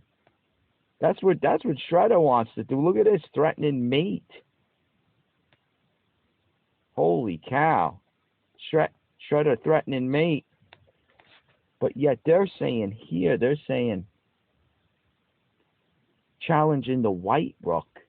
You see that? More of a defensive move than an offensive move. Let's go with Shredder's aggressive move here. This looks good. I didn't see this last time. All right. You get unless folks, unless it's like a typo, because they have descriptive notation and they give, for black, they write rook to knight 2, which would be this square, knight 2. The knight starts on this square. This is the knight 2 for black. If they meant knight here, if they meant rook here, it would be rook to knight 7. Maybe that's the move they meant to make. Here we got, let's see, let's go with Shredder's same move that the book has. Bishop to f4, right? You attack my queen, I'll attack yours. Okay, he pushes the pawn. And then they say rook takes knight, right? Destroy the defender of this e-pawn. You can't take now because the knight takes you, right? So you take the knight with the rook. You sack the exchange, but now you're on the queen, okay? And you got it. You can't take this way because now you got the check, right? And you're forking the black king and the black queen. You'd win the queen. Forget about it. Let's see. Now he gets you over there, but you take back still. Your queen was still hanging, but there you go. You're up the piece, right? You're up the piece. So he can't take with the rook, obviously. He can't take with the rook. He's got to take with the queen. But now you take here anyway with check. He moves. Now they got, let's see. Pawn, blah, blah, blah, blah. Queen takes bishop check. King. Okay, and now rook here. This makes sense. I think there was a typo in the notes. Shredder's following the exact moves. Rook takes rook. Okay, rook takes rook. And now you got, that's the check move, so the king obviously takes back. I'm looking at the book and the notes, and here you go. He comes down with check. King to h2. And they give it to white. They give it to white. Now he's got the two bishops for the rook. Pawns are even. But look at this. I think it's just the white has the initiative here. Black has no attack. Let's see what Shredder can do here. Let's see real quickly. Right, see this. We check. The bishops are usually better, folks. All right, rook to d7. Look like a defensive move to protect against the queen coming in, right? Okay, so now where do we go from here? We take, we capturing pawns now? We grabbing pawns? I guess black has no, let's see. Black has no checks. The white king, here you go. You're attacking. We're coming in with check. All right, he's on the light squares. Where's my light square bishop? Oh, here we go. Here we go. He's only got this square. All right, still no checks. All right, he pulls it back. It goes here, right? We check.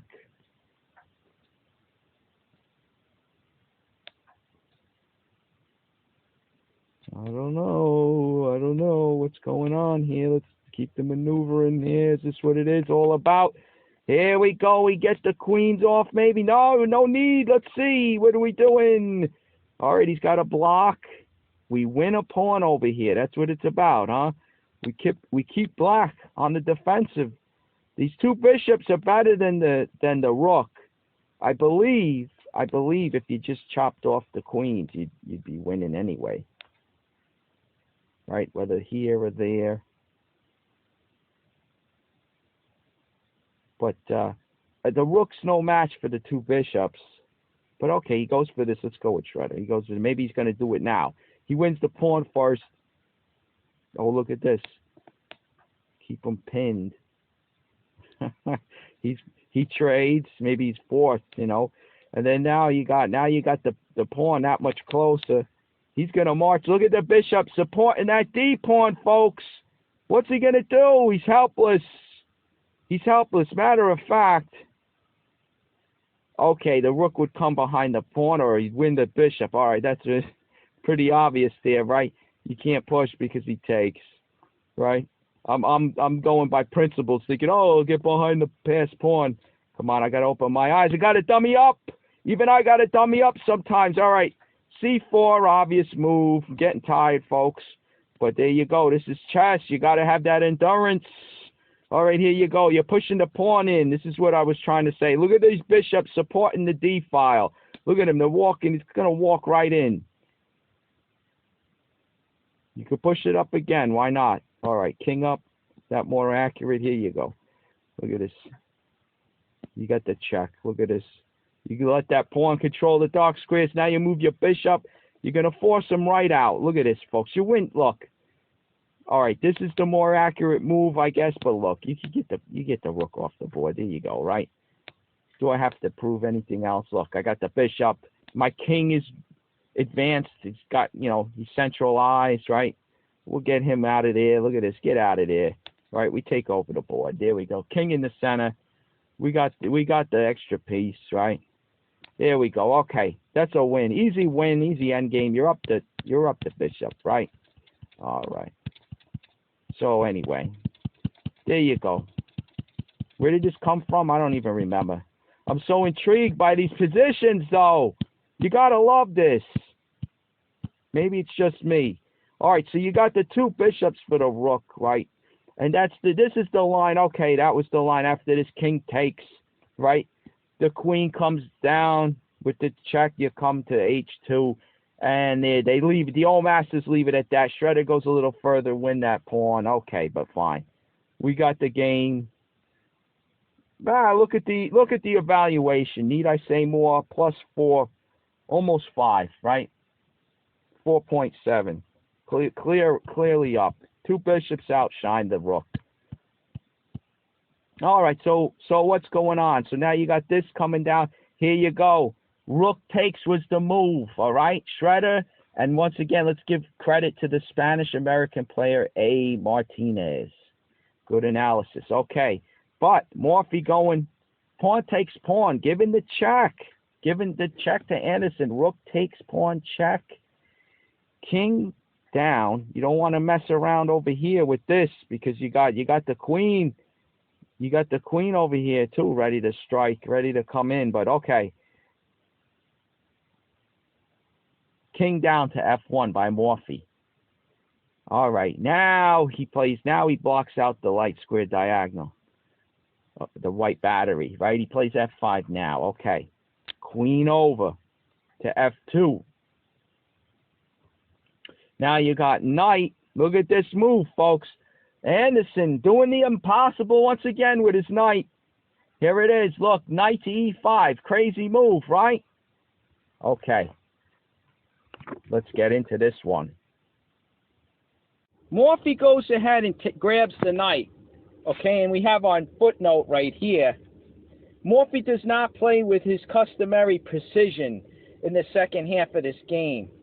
Bishop to f4, see Shredder finds it. Bishop to f4 is much better here, forcing rook takes bishop. Okay, now let's look at the else they even say in the footnotes here, or else knight takes bishop, bishop takes queen, knight takes queen, but now white has the in-between move, the check, saving his minor piece, right? And then he picks up the knight. And he remains up a minor piece. Now remember, Anderson sacked his other knight. Okay, so now he's leaping this one in. So as you can tell, white has the two bishops. He's up a minor piece already. So when he does this, he reclaims it. But now once they trade queens, in a sense, right, he has the in-between move to save his minor piece. You're not going to take here first and then let black recapture, and there you go. It would have worked for black, see? But there's a flaw in the tactics because white has the in-between move, folks. The in-between move. Bishop to e5 check. Whether the king moves here or here, doesn't really matter. You pick up the knight, and there you go, right? And, okay, so there you go. White would be clearly winning. And now, they're saying it actually forces rook takes, but then you got forcing rook takes bishop, and now you got here rook takes knight, right? Because if you take over here, something dumb now you're giving up. Oh no, you can't do that. Or can you? Yeah, you can. Look, holy cow, look at this. Holy cow, it's a check move he takes, and then he takes back down here. Wow, what a dance. What a dance, right? But anyway, you can't pin the knight and then he leaps and then you don't go for the queen. You see the logic? So if he takes here, this is the move. Rook takes, right? Rook takes. And then let's see, the rest they give okay, yeah, that's just it. They leave it off there. Now white remains up a minor piece. See? I mean, he wants to trade, Shredder finds that, but big deal. You're up the bishop. You're up the bishop. Look at this H pawn over here. Very dangerous. pass pawn.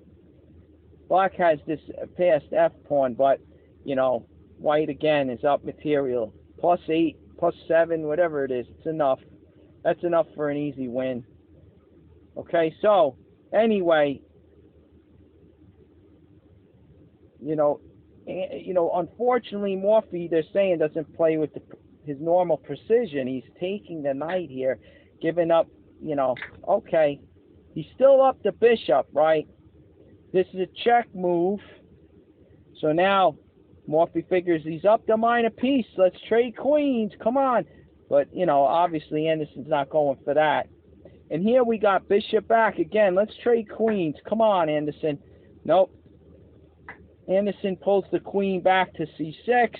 Here we go. We take the open file, right? We try to challenge it, I should say. All right. Anderson takes with check. Queen recaptures. Now with the queen recapturing, he loses this pawn. Look at this. Now it's a check, right? Okay. Question mark again by the old masters, giving Morphy a question mark. Queen to d3 to block the check. Unnecessarily losing another pawn, though it matters little, seeing that next move he can force the exchange of queens or rooks. Okay, so after he wins this a pawn now, okay, you got this. Look, you got Morphy playing rook to g3, right? Trying to get the rook off. Because if he moves, folks, what do you see what happens if he tries to hold on? You know, when you're down, you don't want to be swapping pieces. So you can understand Black would not want to trade, but look at what happens if he, I don't even know like where you would want to move. Let's just say he goes there. Well, now the queen's coming down, see, folks? And with the, you know, the rook took over the G file, and there you go. Look, it's all over, right? All over. So he's forcing the exchange of rooks or queens. Here he brings the queen back, okay? He brings the queen back. And, okay, Morphy, boom. He trades the queens, right? Get as much power off the board. You're up the piece. Let's see. So it's 5 pawns to 3. But Morphy has the extra piece. He's got a pass H pawn. And sure enough, after the exchange of queens, just like Shredder, let's see, he brings the rook right down, attacking this pawn. So he's attempting to create another pass pawn. Okay? And Anderson, just like Shredder, moves the rook. I'll tell you, these two, they played a lot of accurate moves by Shredder's standards. They're just making them one after the other, okay? Shredder finds rook to c6, and that's what Anderson played. Okay, now they're given this line. You say, well, Morphy's going for this pawn. He's going to try to attack and take this. What if Anderson was aggressive and takes the c pawn? I'm sure you're wondering. Now Anderson has 3 connected passed pawns on the queen side. But here's what follows. The old masters figured it out. Look at this. Rook takes e6, and here they go. They give this. They give rook over to h3, attacking the h pawn, the white h pawn. And here they give rook over. Shredder likes this with the check, but look at this. Rook over. Okay? If obvious, this is the obvious move. Let's look at it. Rook takes the pawn, right? Well, now you have e6, okay? Let's just see. The rook can't come here to get here because the bishop covers the square, right? He can't, let's see, he can't swing over here to get behind it because the bishop's covering that square. So that can't work, right? So how can he get, well, he could try to stop the pawn over there, but then you give the check. He comes up, you push, right, supporting the rook. King can't get over because the rook, and the queen's next. How does he get over here to try to take out that pawn? He gets the check. Look, again, convenient. Bishop covers the square that the rook has to get to on the e file, right? All right, so what are the old masters giving this line? After rook takes, pawn up. Well, the only thing that can stop this is This pawn coming in is the king. King up to G7. And look at this, folks. Look at this move. Shredder found it. He broke it. He gave you the punchline right here. Look at this. You just advance. If he takes, you're going for the queen, folks. Look at this, right? And you got an easy win. You got an easy win with the bishop. Come on. You got a minute. Right? Let's see. Let's see what happens here. How do you mate this guy? Right? Let's see. Where does he go? He goes there, and okay, you get a check here. He goes up. You got the dark squares now. All right. You're going to win the rook. Look at this. You win the rook. You see that? Bishop controls these squares, right? And then you win in the rook. All right. Beautiful, right? Okay, and then it's an easy win right here at least. But okay. So he tries the old master's jade. Rook down to cover the square, right? And then you get this move. Shredder finds it. Bishop to D4, threatening a discovery, right? This means nothing because now it's check move, see? King moves, you win the rook. He's coming in, big deal. Now, okay, he's going to win your pawn, but you still got the pieces, right, folks? Come on. What is this? This is all over. Look at this. You chop them up. It's all over. It's all over. Okay. Nice line, right? So you got to see the damage. You see the damage. He's coming down. If you take this pawn, it's just no match. Black just okay. Look, he wants to launch his own pawn. Maybe you're figuring, well, just forget about trying to stop the pawn. Just launch your own, right? Okay, let's see how Shredder does it here. Because the old masters, they just concluded with that other line. Let's see what happens now, right? He moved here, folks, just so you know. He moved here. He's going to try to get behind the pawn, right? So here comes the king. Okay? Let's say, I don't know. Let's see, maybe he's going there. Can he do this? Can he check to win the pawn? Let's see. Why not take, right? Because now you're setting up. Look at this. You're setting up a discovery. The rook moves, right, folks? There he goes. He moves there. Double check. Double check. The reason why he moves to E8, okay? Because look at this one, folks. If he moves anywhere, I don't know, like let's say he goes there, right? It's a double check. So black can't take out the bishop, which is checking, because the rook's checking also. He can only go to one square, which is H7, and then you got this mate. Look at this setup, folks. The pawn on H7 keeps the black king out. See that? So bishop protects the rook, takes the dark square, the G7 square away.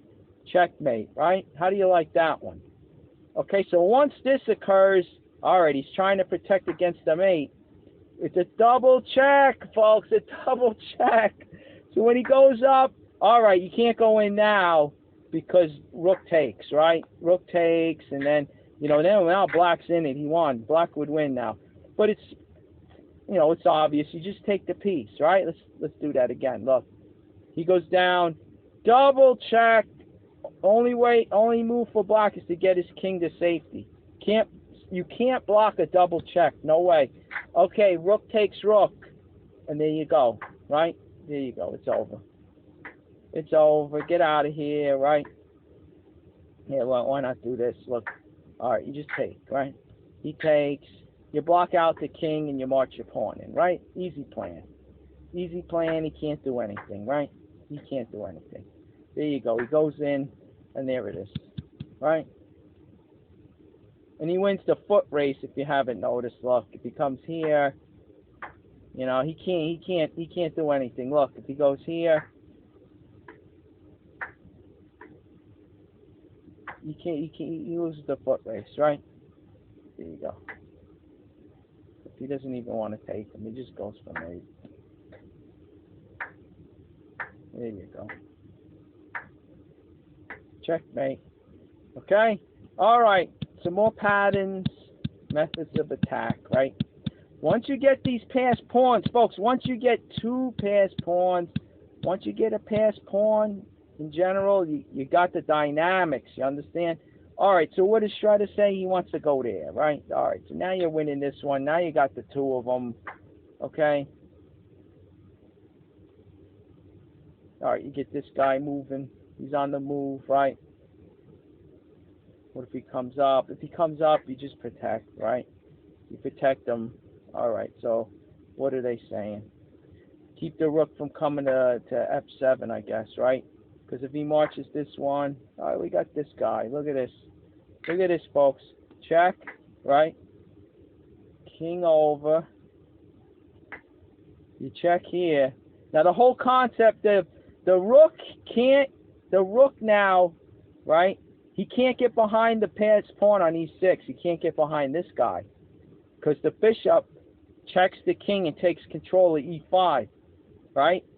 So, all right, he tries to get his king over there to stop the e pawn, but look, you got this one. And it goes in next. If he moves here, he goes in next, right? So he's got to take him. Now he's too far for the other one. And once again, look, folks, he can't go here because of the bishop. And he can't go here to stop him because of the pawn takes, right? Pawn takes. They capture diagonally, people. Just so you remember, you know, you beginners, they don't forget, they don't capture going forward. They capture diagonally, right? Come on, we know this one. Dummy up. All right. So look at that. Beautiful, right, folks? Big deal. He goes after our bishop, right? Who even cares, right? Do we have to keep this? I guess it pays off. All right, here we go. We go in. We get him. There we go. We win. We won. All right, game over. Yeah, look at this. Is that right? Look at this. We could chop him off if we want. Why not? Look at this. All right, he goes down. Let's see the technique, right? He goes in. All right, we're going to win the rook down there. Okay, here we go. We're going to win the rook, right? There you go. All right, enough. Enough. That's some more technique. Just like, I like to conclude, you know. You show the tactics. Lots of these puzzle books, you know, they just, you know, they end with the when you're up material, right? Boom, boom, boom. Big move, big blow right there, and there you go, right? You won, and then that's it. They'll leave it there. But I like to follow through, show a little technique, right? Okay, could only help the beginners. All right, here we go. So he takes, rook takes by Anderson, Morphy coming down, Anderson protecting the pawn, playing defense opposed to a counterattack by taking the c-pawn. Now look at Morphy. Move 38, folks. Look at this.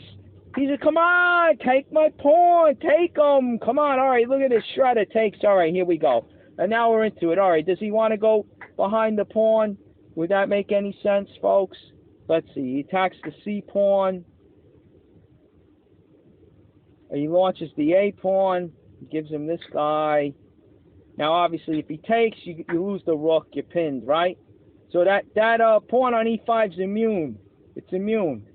All right. Matter of fact, we're going to launch our h-pawn, right? We can just launch him down. He wants to go after this guy, I guess. I don't know. Maybe freeze the pawn up. Look at this. He's going to stop him with the bishop. All right, now comes the pawn. Remember, the king can't come up because of the rook. He's trapped on this. The pawn's moving up next. Now, if he goes after it, I don't know. What we're going to move. Let's see. I think the pawn's threatening. If he goes after this one, right? He moves this one. He's got two threats. And now the rook blocks him out. The pawn blocks him out. And the bishop's taking over f8. He can't even stop that pawn. So even if he gets this one, look at this. Look at this. All right, he goes over there. And the pawn's going in, folks. All right, we're going to win the rook. All right, we're winning the rook. All right, so there you go. We got this one. Easy game, right? Rook, the bishop handles those queenside pawns. See how he controls the dark squares in front of him, folks? That's what you got to do. All right. So he can't take the h-pawn. No sense of even going after it. He goes after the bishop. What happens with this? We check. All right, he's got to move over, or else the queen pawn, the queen goes in. And the pawn queens, not the queen pawns. The pawn queens. I'm getting mixed up. I'm getting so excited here. All right, so, all right, he moves over. All right, we're going to try to move. We're going to try to go here and push the e-pawn with a discovered check. Be mate, right, folks? All right, he takes there, I guess. All right, he takes here. All right, and there it is. He's given up. He's given up. He gets that guy. All right, we get this guy. It's all over, right? Okay, so we got him. We got him stuck. I guess that's all black can do. Is that it? I mean, what else is there? Something like this, right? We marching this guy in. Right? What's he gonna do here? Going after the bishop? Who cares, right?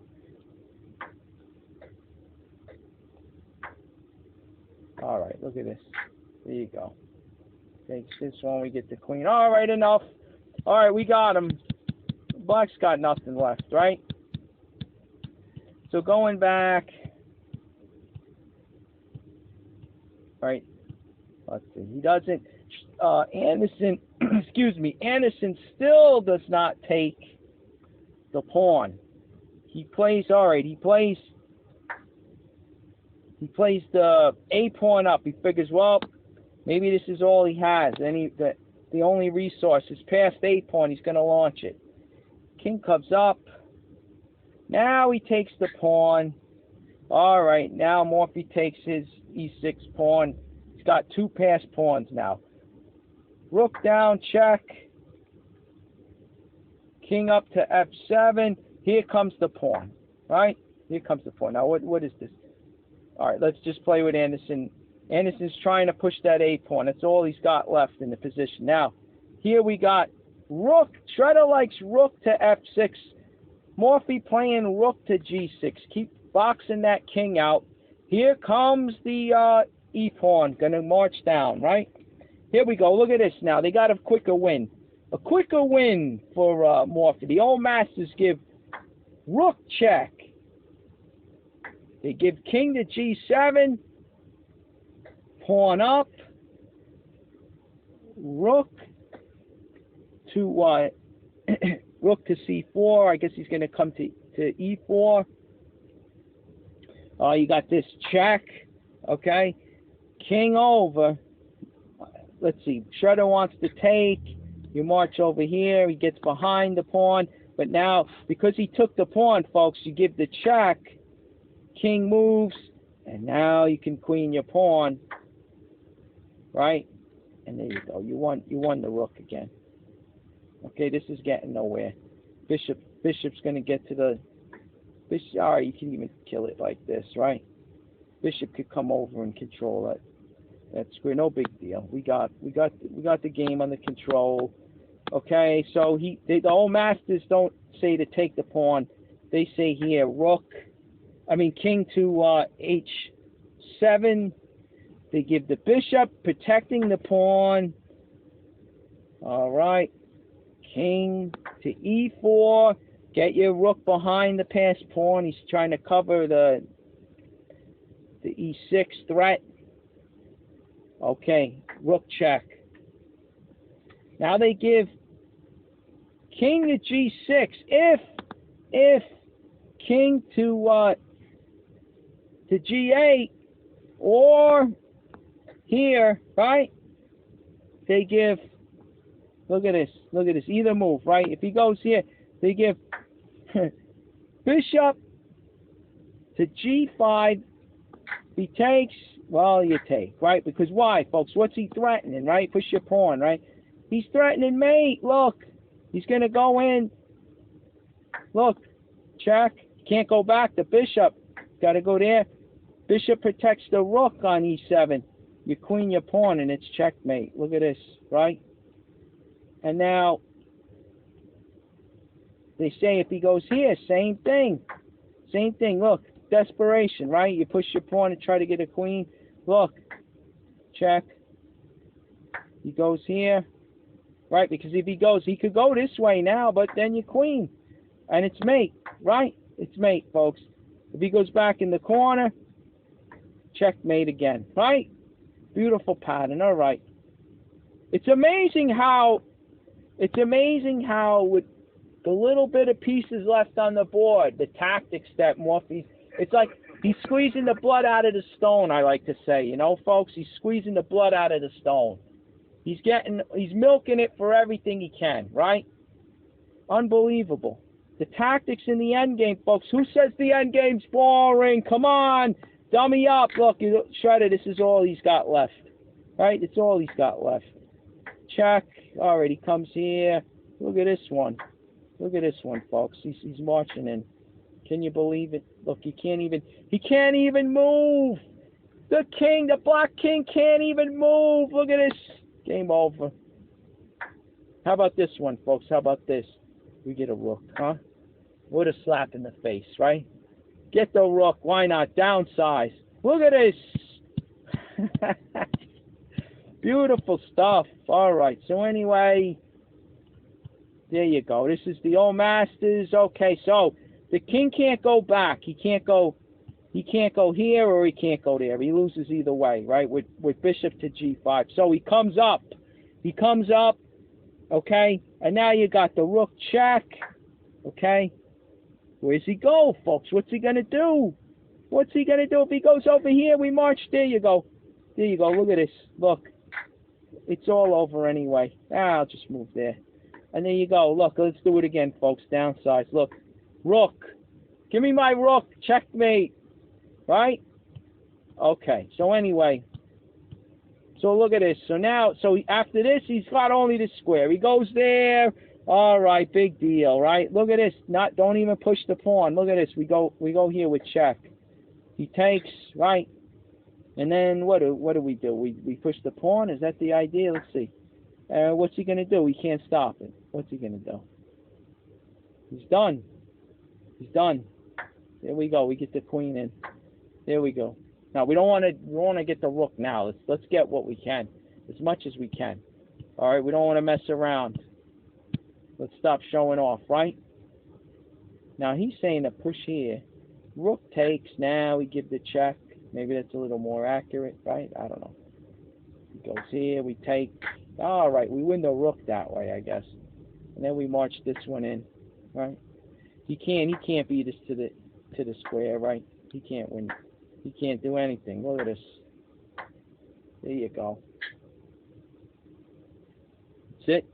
That's it. Checkmate. Unbelievable. All right. Here's another one for you. All right. So anyway, here we go. We're breaking it down. As you can see, Black's in trouble here. So, we were concluding. Let's see. After let me get this straight. Okay, it was after the check, king up, a4 by Anderson. This was a quicker win for Morphy. Quicker win. Like they said, Morphy wasn't playing the deadly accurate moves, you know. He was a little off. Okay, but he plays enough. Just enough to get it. Let's see. So he plays the rook over here. All right, he plays the rook. He's got the two passed pawns. Let's see how he does it, okay? Here comes Anderson. Plays rook to c4. Kind of similar to what we saw.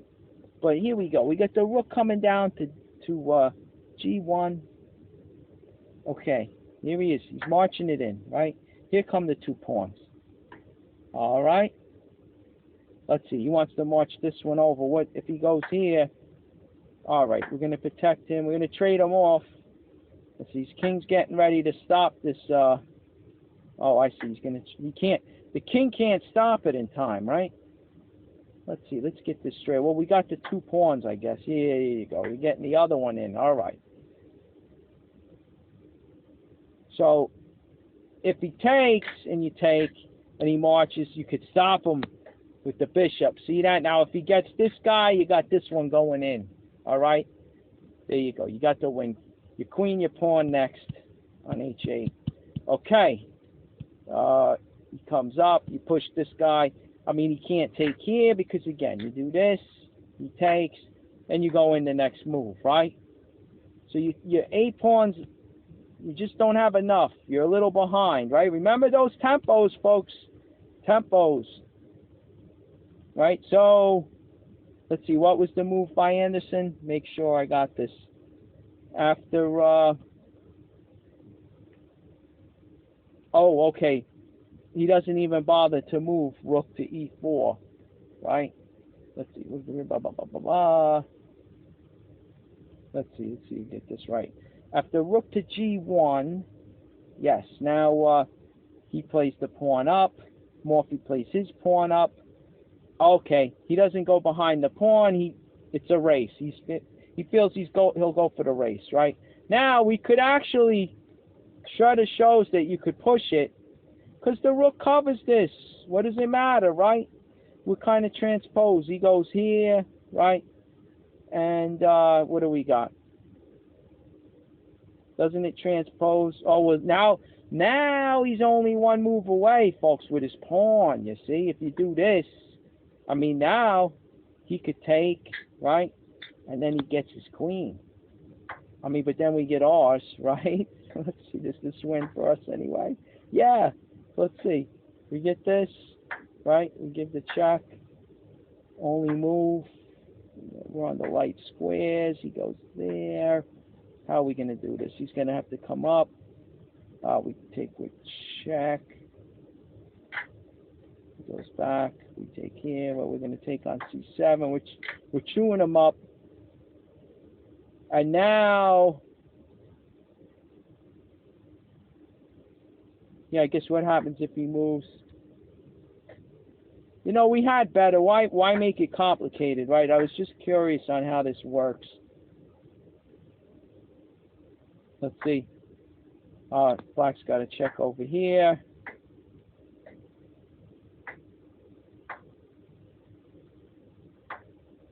Whoo! Yeah, this is a lot of work, you know. It's a lot of work.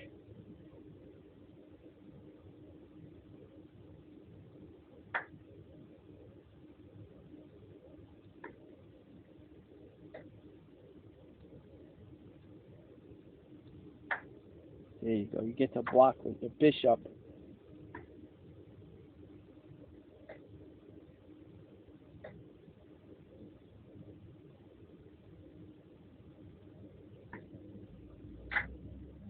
And now you're forced to trade. Look at this.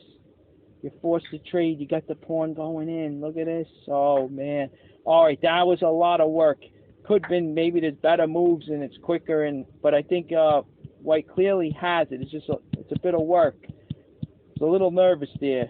Did I mislead everybody? I don't know. But I think White clearly has better. All right, because you're not going to do this. You're not going to risk it. You know, you got better. If you go here now, he takes, and then he gets the queen as pawn. Why let him do it, right? Okay. So,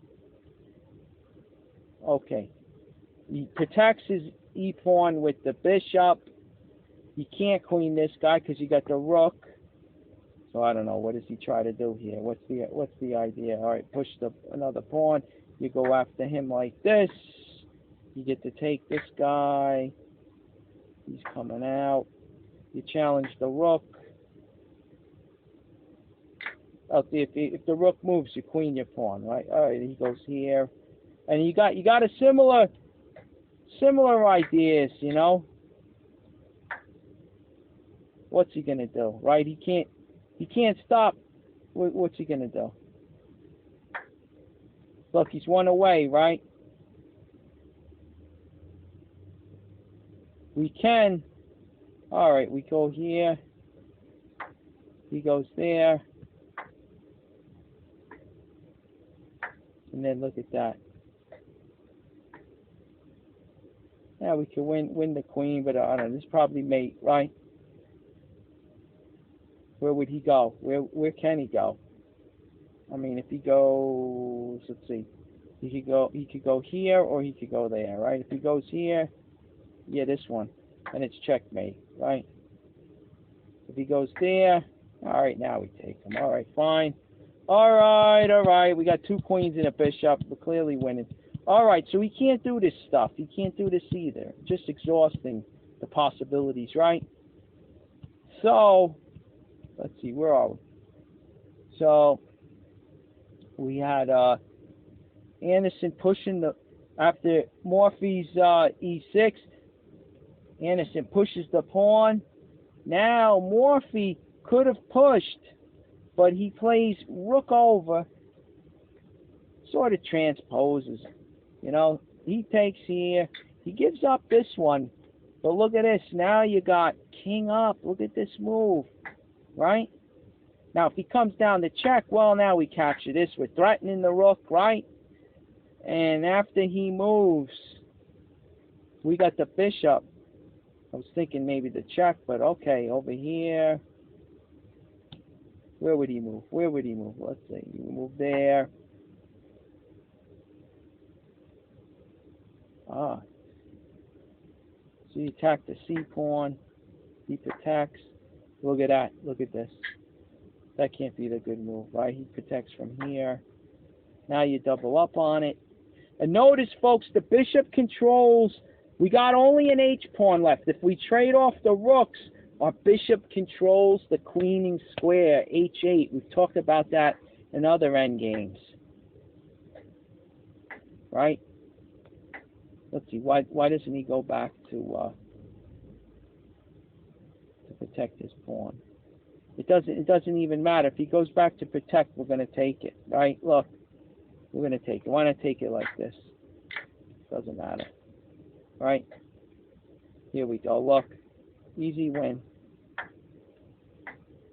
All right, where does he want to go? He wants to go there. Right? Look, the pawn goes in now. All right, he goes there. Here we go. Right? Pawn goes in. See? The bishop controls the queening square. He can't go here. The bishop controls that square, and the pawn's allowed to go right in. See? Now, if it was a light squared bishop, we would never be able to take control of H8, and he can just stay on the dark square. And if we try to approach with our king, it's stalemate, folks. So can't do it. All right. So I mean, this is a win for white also. So let's go all the way back. Right. He pushes it up. Morphy with rook to A1. Okay, and they take the pawns, right? So let's see. Wait. Let's do, yeah. He moves Anderson with rook to E4. Rook takes, and the king up. That was the good move. Beautiful, right? Rook over, king takes pawn. He's not messing around. The king is an attacking piece in the endgame. All right, here we go. He gets the check. King over. All right, here comes the other pawn. He's going to try to push this one. All right, but we got the rook check. Anderson plays king to H7. Starting to take the C pawn, right? Rook comes down. He can't protect it from here, right, folks? The pawn is pinned. It can't move, so he's got to protect it from there. But look at this. Look at Morphy, right? Let's see. Oh, I was going to say, does he go over here and double up on it? Well, he actually attacks it from here, right? He attacks it from there. We get the check going. Yeah, would this be a mistake? Let's see. You go here now. See, the rook is hanging, right? The rook's hanging. That would be a mistake because then he could bring the check. Now the rook's not hanging. So after the king moves, now he could take there, you see? And now you blew it. You just blew it, all right? So don't try to be too fancy. You could backfire, right? Here you go. Morphy knows this stuff. Come on, he's the tactician of tacticians. Look at this. Bishop to G3. All right, so Anderson gets the check in. Morphy tucks the king to H4. No more checks. What's he going to do? He moves here. Morphy takes the pawn, right? And there you have it. Anderson resigns. I mean, it's all over. He's going to trade the rook. The black rook's pinned to his king. He can't move it out of the way. If he goes here, he could easily, you just trade him off, right? And we do exactly what we saw before, right? Here we go. We get the bishop in position, right? Big deal. All right, you zoom him back. Okay, he stops this guy. Bishops again. Here's an example. Bishops in the end game opposed to knights. Look how it covers both sides of the board. He stops the black B pawn while he supports his own H pawn on the other side of the board. You see this?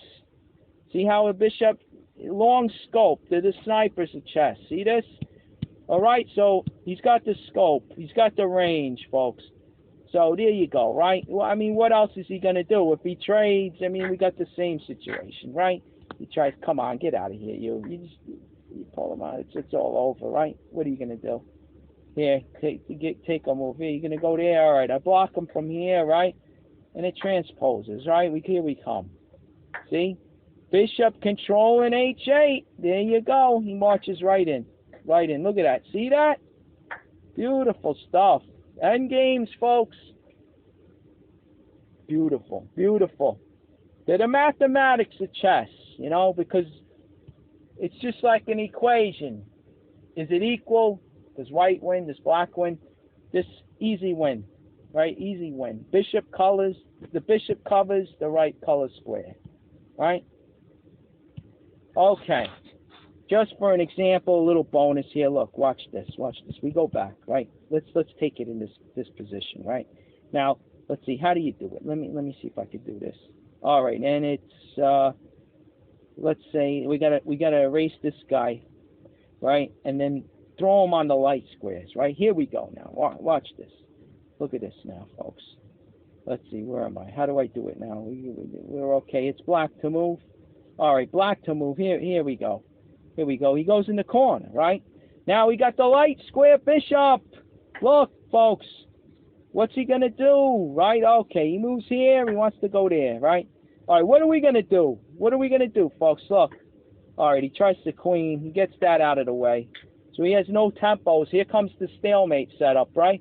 We go there. I don't know. What are we going to do, folks? Look, if he goes there, he goes back to what, folks? Back to H7. We don't have the dark square bishop anymore. We got this one, right? All right, so what are we going to do, right? What's he going to do here? We can't get him out. We can't get him out of off of the... He goes... It's white's move. All right. He goes there. He stays on H7. If we come in, right, it's stalemate. Dummy up. Dummy up. All right. Let's do this. Let's try something different, right? He goes over here, right? Okay. He stays on H7, right? He goes there. You check him. I don't know. You check, right? Now, he's not going to go this way. Else the pawn goes in. Come on, dummy up. He goes into H7 again. Where's that dark square bishop when you need him, right? You wish you could snipe down here on the dark squares. Check. Get him out of there. But you can't. You're on the light squares, you see? You don't control the queen in square. And this only applies to pawns. Look, here we go. Here we go again. Come on, dummy up. I got to show you again. Let's get this show on the road. Look, throw the king over here now, right? Okay, and throw my king. I don't know. Put him there. Put the pawn. Look, this only applies to rook pawns. Pawns on the A or H file, right? Now we would have the right color bishop. But we're going to throw the wrong one in there. Let's see, right? We do it again. Here he is. He's on the dark squares, right? Who's moving? It doesn't even move. I mean, it doesn't even matter who moves, right? I don't know. Toggle side to move. There you go. It's black to move, right? Here we go. Okay, let's get it going. Look, he goes there, right? You check. He goes there. Now, we got a dark square bishop, but he's on the light square. The queen in square is A8. Light square. We need a light square bishop. We don't have it. We lose.